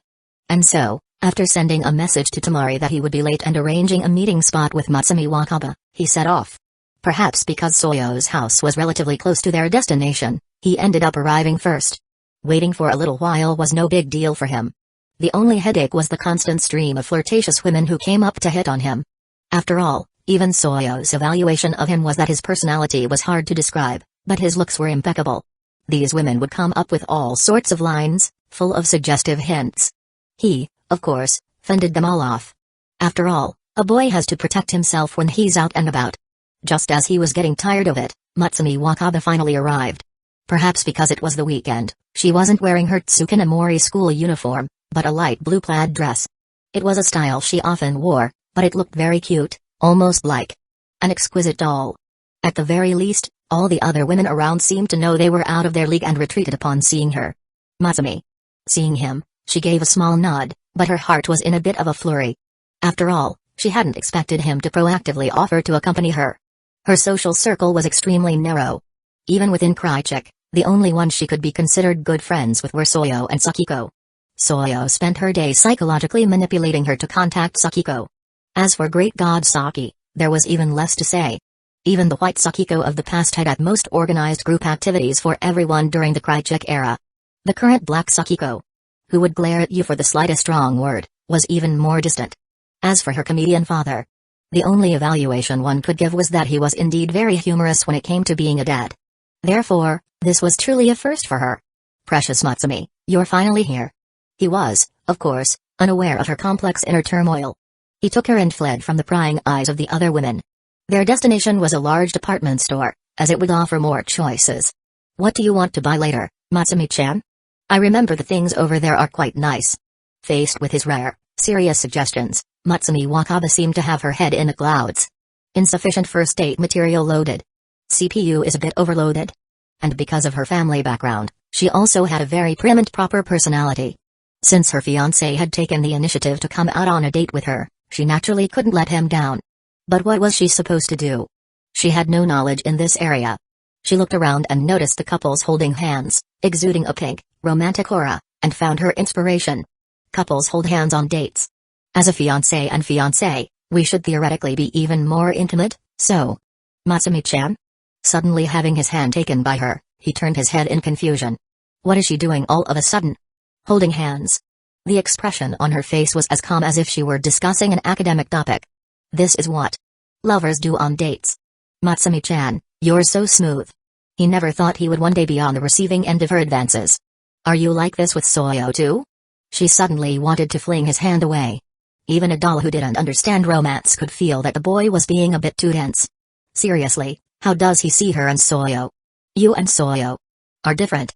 It had to be said, she had a good temper. Miss Taki would probably have already thrown a punch. Then what about Sakiko? Speaking of which, who do you like more, Soyo or Sakiko? Another no-win question. Even Matsumi Wakaba was on the verge of snapping. She pulled her hand away and turned her head to the side. I don't want to talk to you. In the end, however, they held hands again, only this time, he was the one who initiated it. Matsumi-chan, what do you think of this store? The things inside will definitely suit your tastes. Like a normal couple, they held hands and wandered through the large mall for a while before finding their target. To be precise, he found it. It was a home textiles store in a remote corner. What was different about it was that all the bed sheets, duvet covers, and even various decorations inside had patterns of different fruits and vegetables. There was even a dedicated cucumber section. Yes, that was the most important part. Actually, I don't like cucumbers that much. Matsumi Wakaba felt the stereotype was a bit strong. However, he knows I like cucumbers. And so, even though it was for her room, at his suggestion, they purchased an entire cucumber-themed set. Of course, it wasn't that she disliked it. She was the cucumber sword princess, after all. At the same time, what surprised her the most was that this place actually sold cucumber seeds. Regardless of why a home textiles store would sell cucumber seeds. And supposedly a superior variety cultivated by an agricultural university, no less. She was quite happy. With seeds, she could plant cucumbers at home. For her, this was perhaps the best decoration of all. However, for this, she still needed his approval. Cucumber seeds. I knew I forgot something. Seeing her rare expression of joy in the cucumber seeds in her hand, he suddenly seemed to remember something. Matsumi-chan, you don't need this. I can't. The girl's previously joyous golden eyes instantly dimmed. In fact, she had made the same request to a certain comedian old man before, but she had been rejected without hesitation. So, it's the same this time too? I have seeds at home that I had someone buy from several different countries. Each one is the cream of the crop among cucumber seeds, each with its own unique strengths. They're much better than what you can buy at a small shop like this. These were originally meant to win her over, but he hadn't expected Mr. Wakaba to be so eager to offer up his daughter, and he had completely forgotten about them. Of course, if you like these too, we can. Matsumi-chan? I want them all. An iron tree blooming. An idiom used to describe something as difficult as reaching the heavens, almost impossible. And today, Kamijo Matsumi witnessed something just as rare. That is, a doll's smile. For the first time, Wakaba Matsumi sincerely felt that having a fiancé like him wasn't so bad after all. Chapter 33. A doll's smile is like the flower of an iron tree, a rare sight in this world. Even Kamijo Matsumi had to admit the charm that Matsumi Wakaba exuded at that moment. Cute. Like Mary. Wait, isn't she already my fiancé? Oh, then it's all good. He even began to wonder why Mr. Wakaba had been so eager to offer up his daughter. If it were him, and he had a daughter as cute as her, any blonde-haired punk who dared to have ideas about her would be immediately exiled to a cave in the Amazon rainforest, unobservable by any satellite, for a few months at least. But while Mr. Wakaba wasn't much of a person, his judgment was certainly not bad. The Kamijo family was no less prominent than the Toyaka was, and he himself was considered the nation's #1 violinist, overflowing with talent. Kamijo Matsumi looked at his own hands. Well, not anymore. But that wasn't a problem. While there were no miracles or magic, he did have the system. In every aspect, he was a bona fide high-quality human male. For her to have a fiancé like him, one could say her life was set. Precious Matsumi. He suddenly placed his hands on her shoulders, making the girl tremble slightly. From now on, you don't need to suppress your thoughts. In the band, you can get close to whomever you want, because you are my, Kamijo Matsumi's, fiancé. Matsumi Wakaba, no, I don't want to. She was very curious about how he actually saw her. After calling the driver to take their things back, the two of them set off for Ring. After all, it was an invitation from Tamori, and it was MyGo's first team building activity. A must-see event. Since they arrived rather late, the girls were no longer practicing but were on a break. Taki-chan was doing her daily routine of applying pressure, and the victim, Anon, was looking a bit unwell. Matsumi.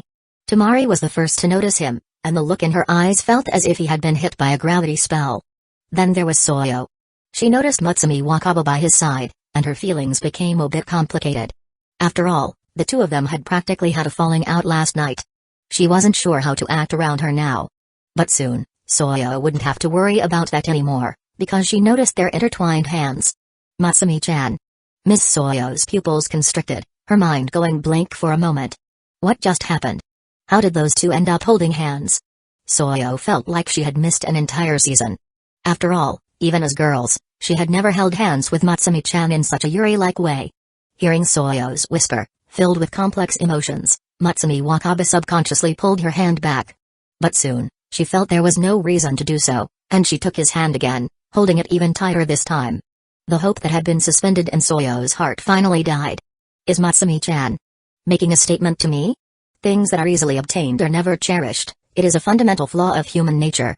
This was exactly the case between Soyo and Matsumi Wakaba.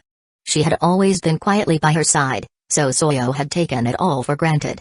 Thus, she buried her complaints in her heart, psychologically manipulating her without a second thought, all for the sake of her unattainable dream of the past. When she had vented all her negative emotions so recklessly yesterday, wasn't it because she subconsciously believed that Matsumi would never leave her? And in fact, that was true. Even after being treated like that, she still had him go and comfort Soyo. And today, the girl who had always been by her side was holding someone else's hand. When Matsumi was beside her, she had never truly paid attention to her, only constantly complaining about why she wouldn't help her.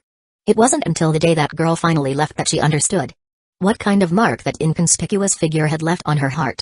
Naturally, Soyo would not admit this. So, after Sakiko, are you going to leave me too, Matsumi? After what happened yesterday, her actions today were clearly a statement. If you want to leave, then leave. I was tired of you anyway. Tired of you always being silent like a doll, never truly helping me. I don't care at all.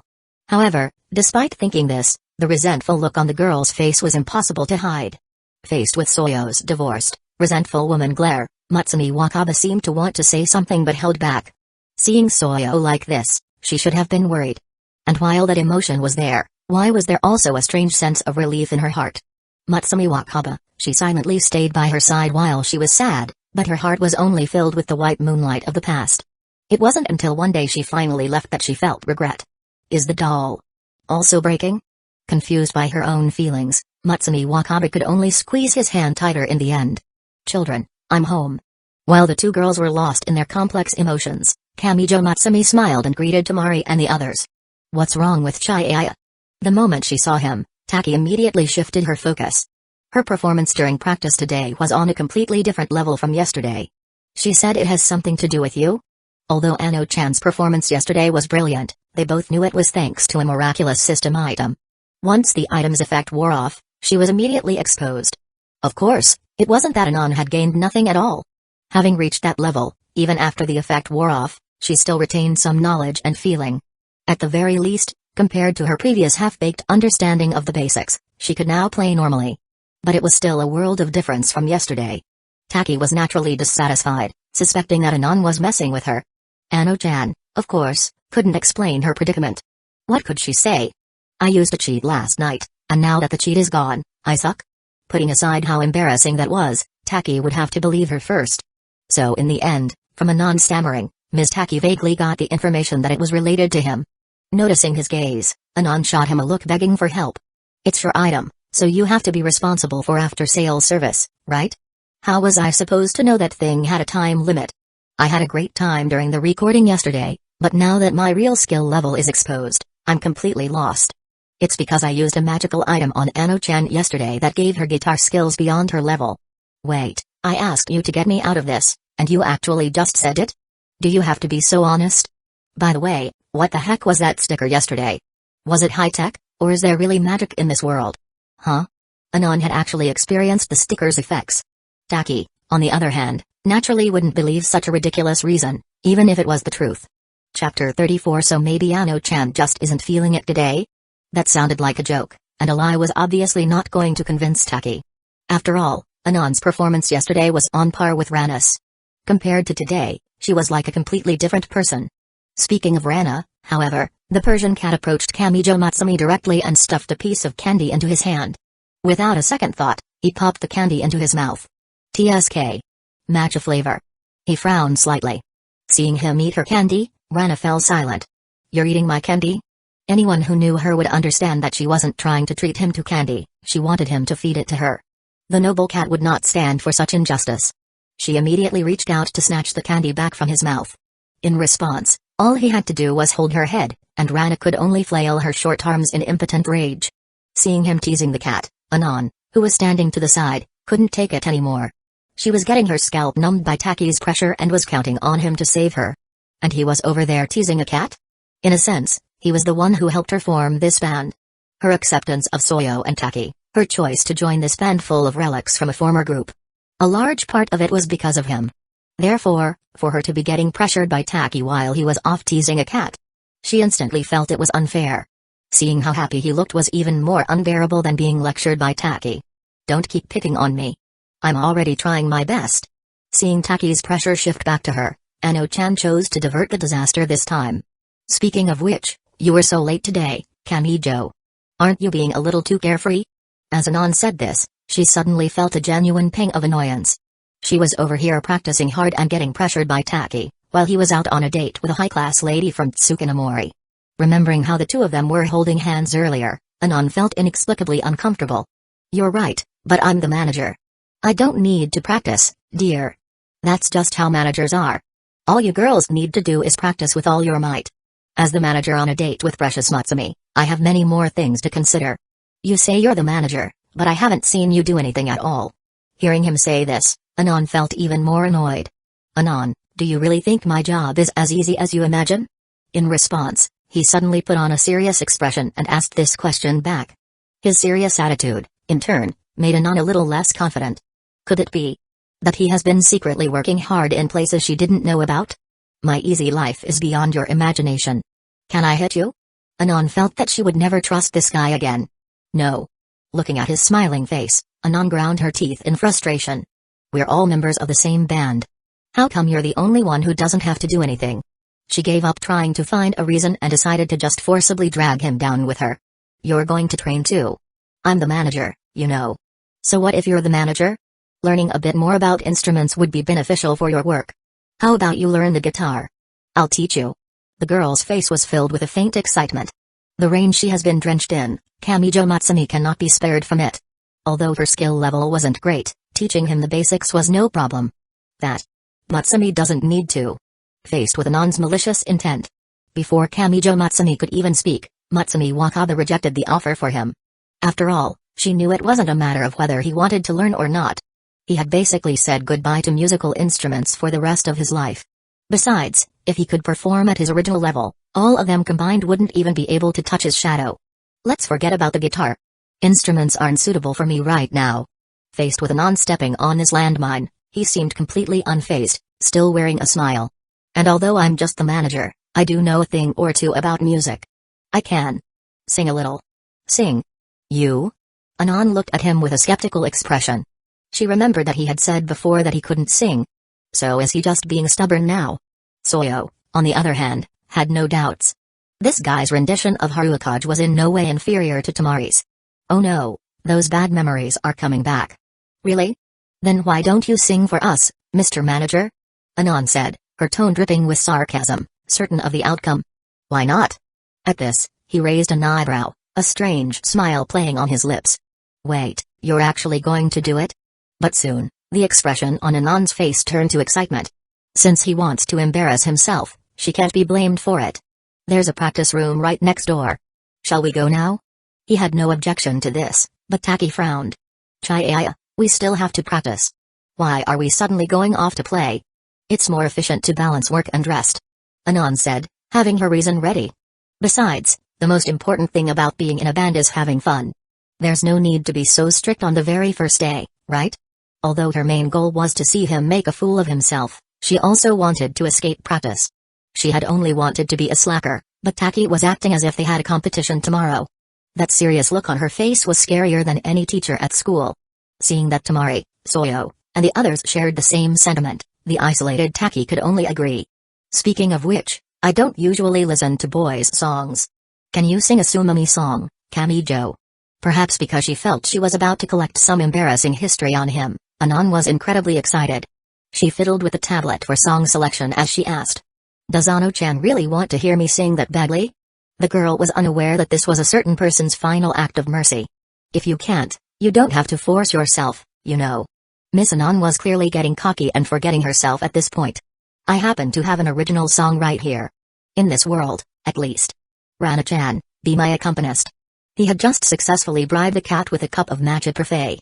With that, he handed the sheet music to her.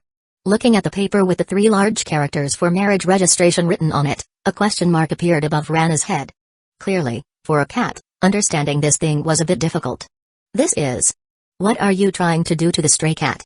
Seeing Rana's lack of reaction, Taki leaned over to look and instantly saw red.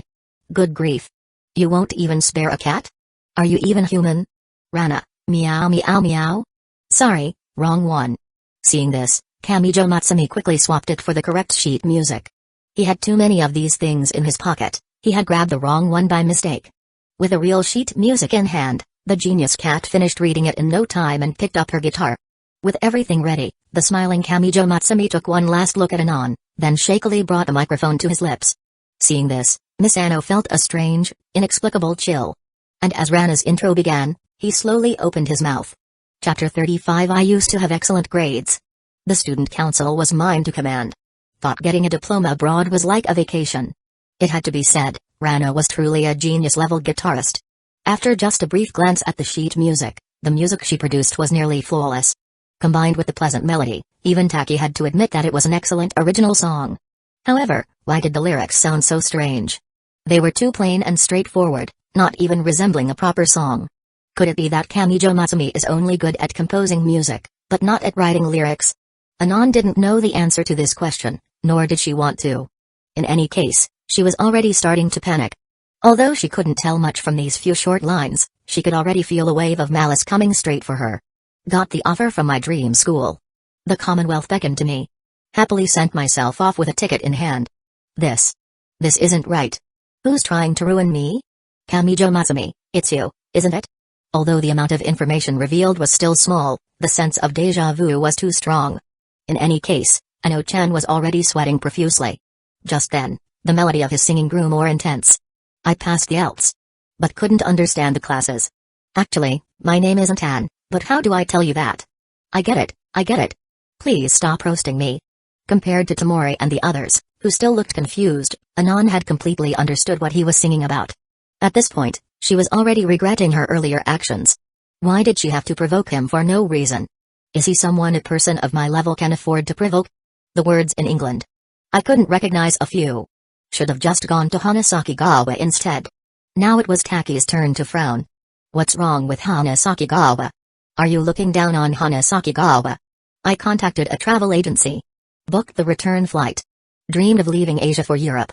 But could only return home to start anew. Stop singing, stop singing. Please stop singing. Anand's defenses were completely broken. You won't stop until you've aired out all my dirty laundry, will you? My dream was shattered in Great Britain. Washed ashore at Hanyoka Academy. I began to settle down and reflect.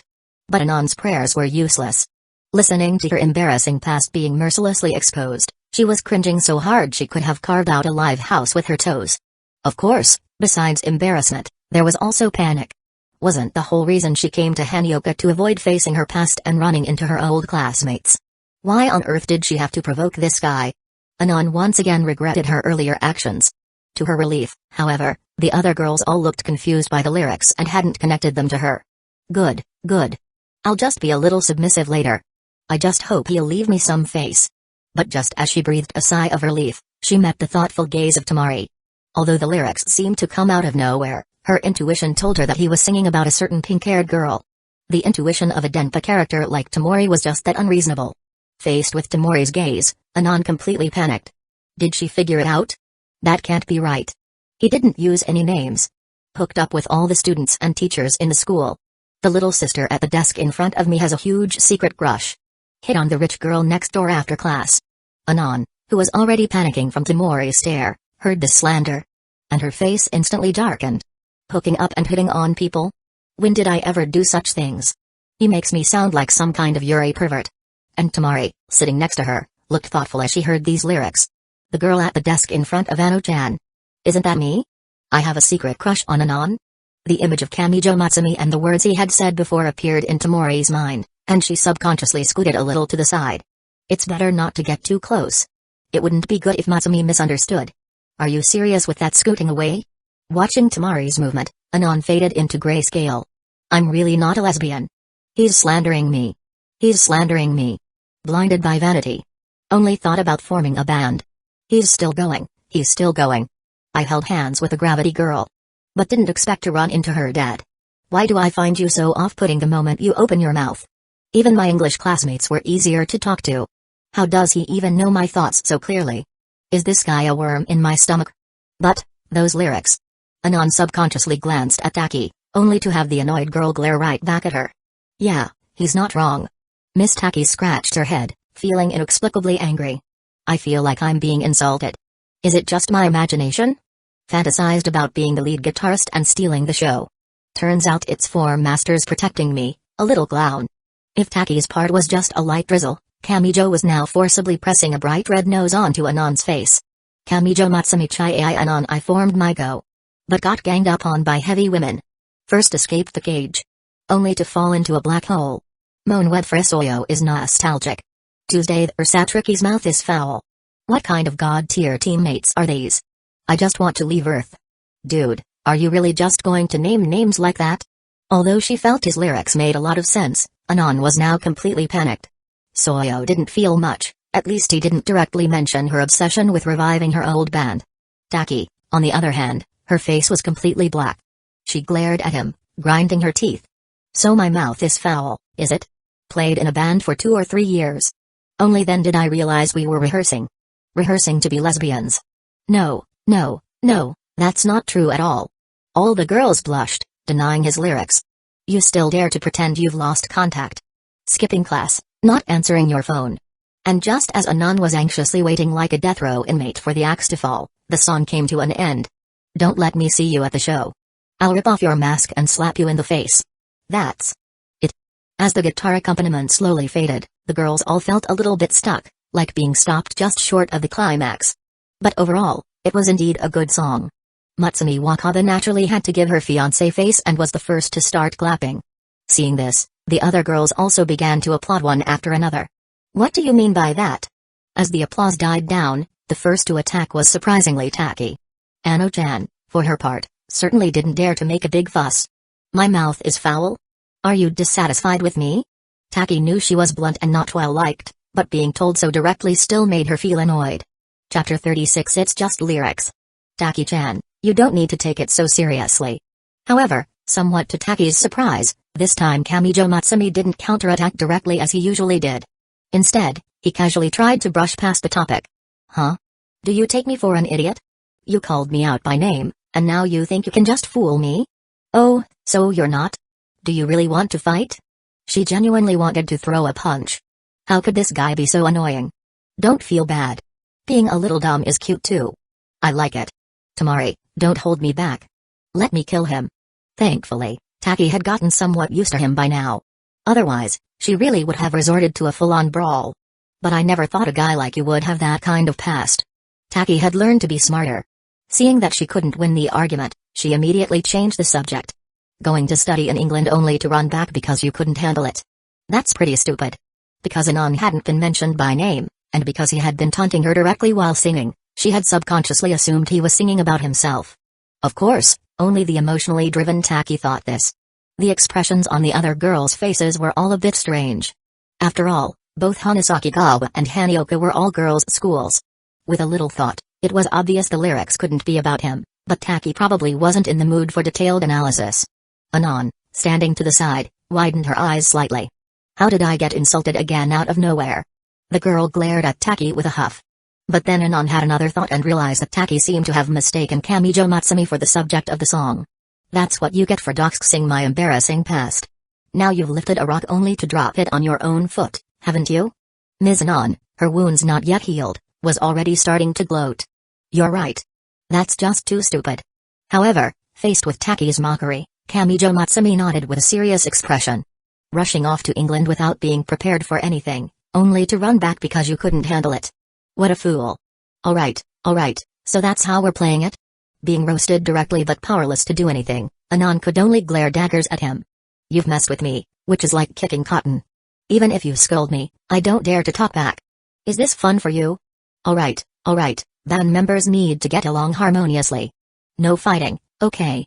To prevent him from continuing his assault, or even from exposing her, Miss Ano, despite grinding her teeth in frustration, had to step in and play the role of peacemaker like Soyo. Let's just keep singing. Kamijo Matsumi, hey, I just so happen to have another song. You shut up.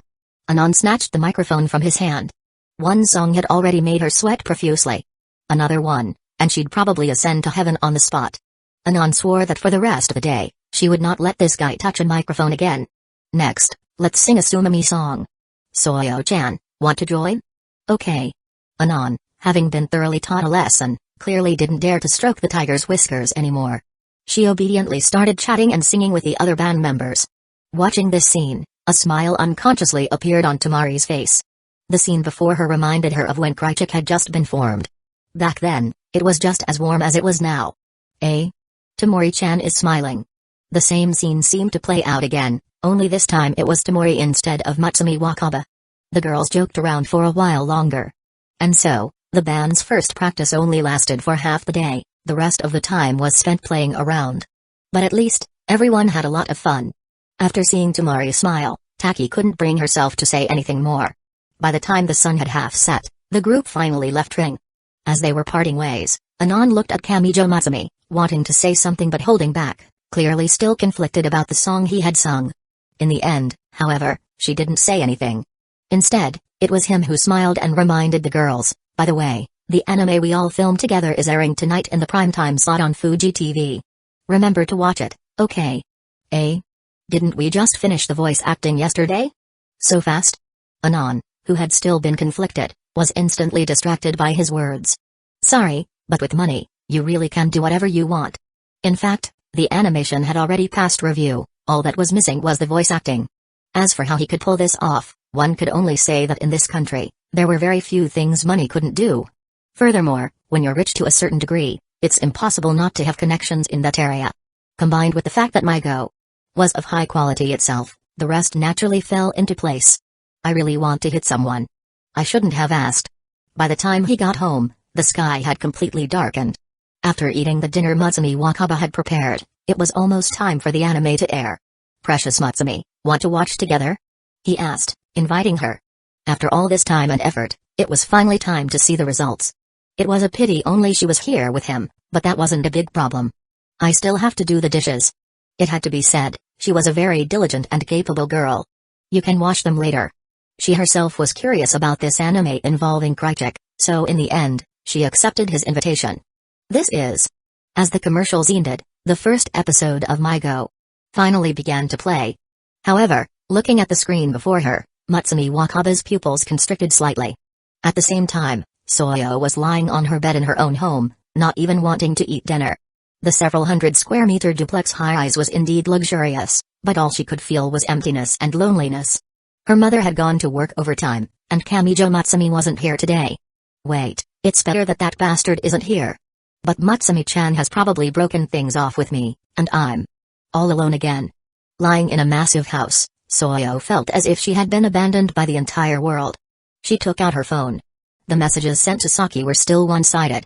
Just as the girl was about to activate her usual depression playlist, she suddenly remembered that the anime he mentioned was about to air. I have nothing else to do anyway. I might as well see how it turned out.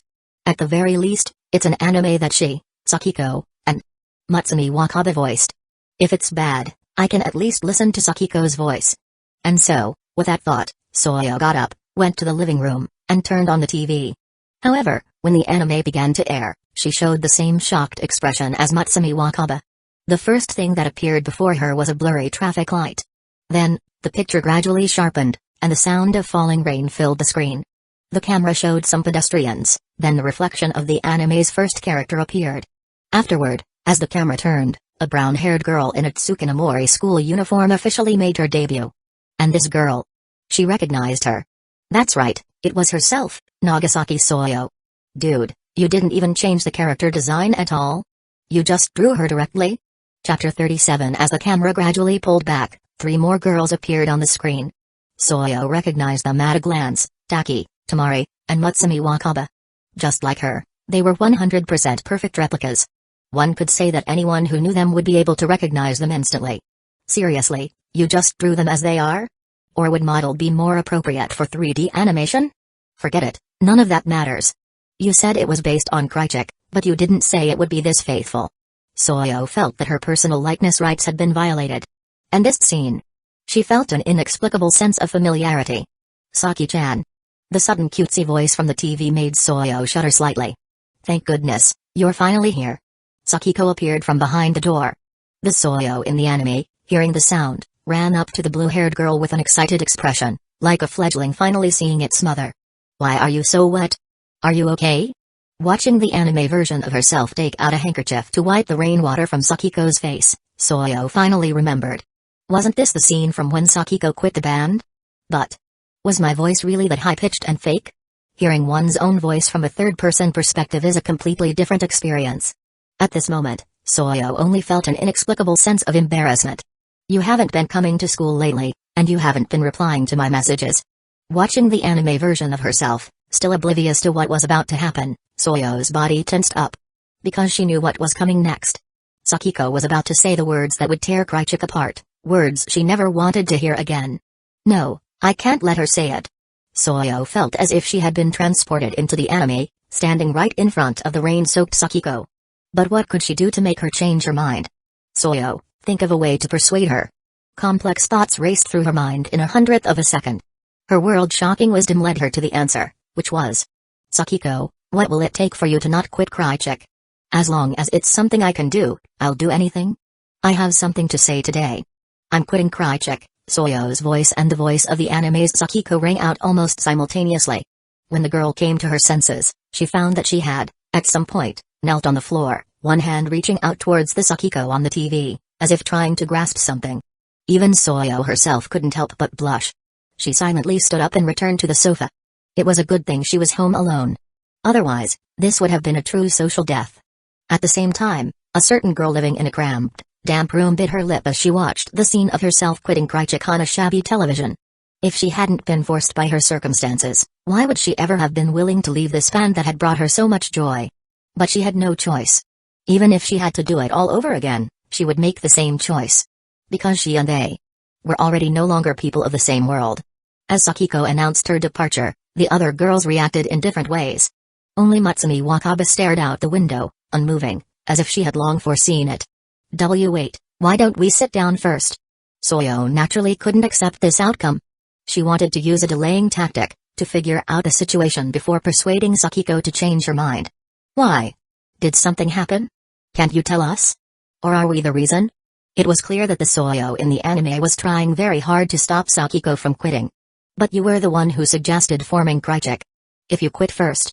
However, although Soyo's gentleness was only on the surface, she did have some skills.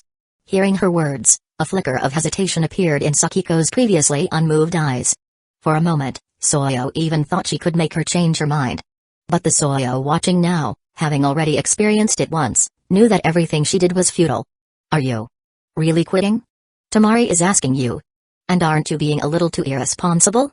Sure enough, as Tamari spoke, the pressure freak Taki officially entered the fray. Why aren't you saying anything?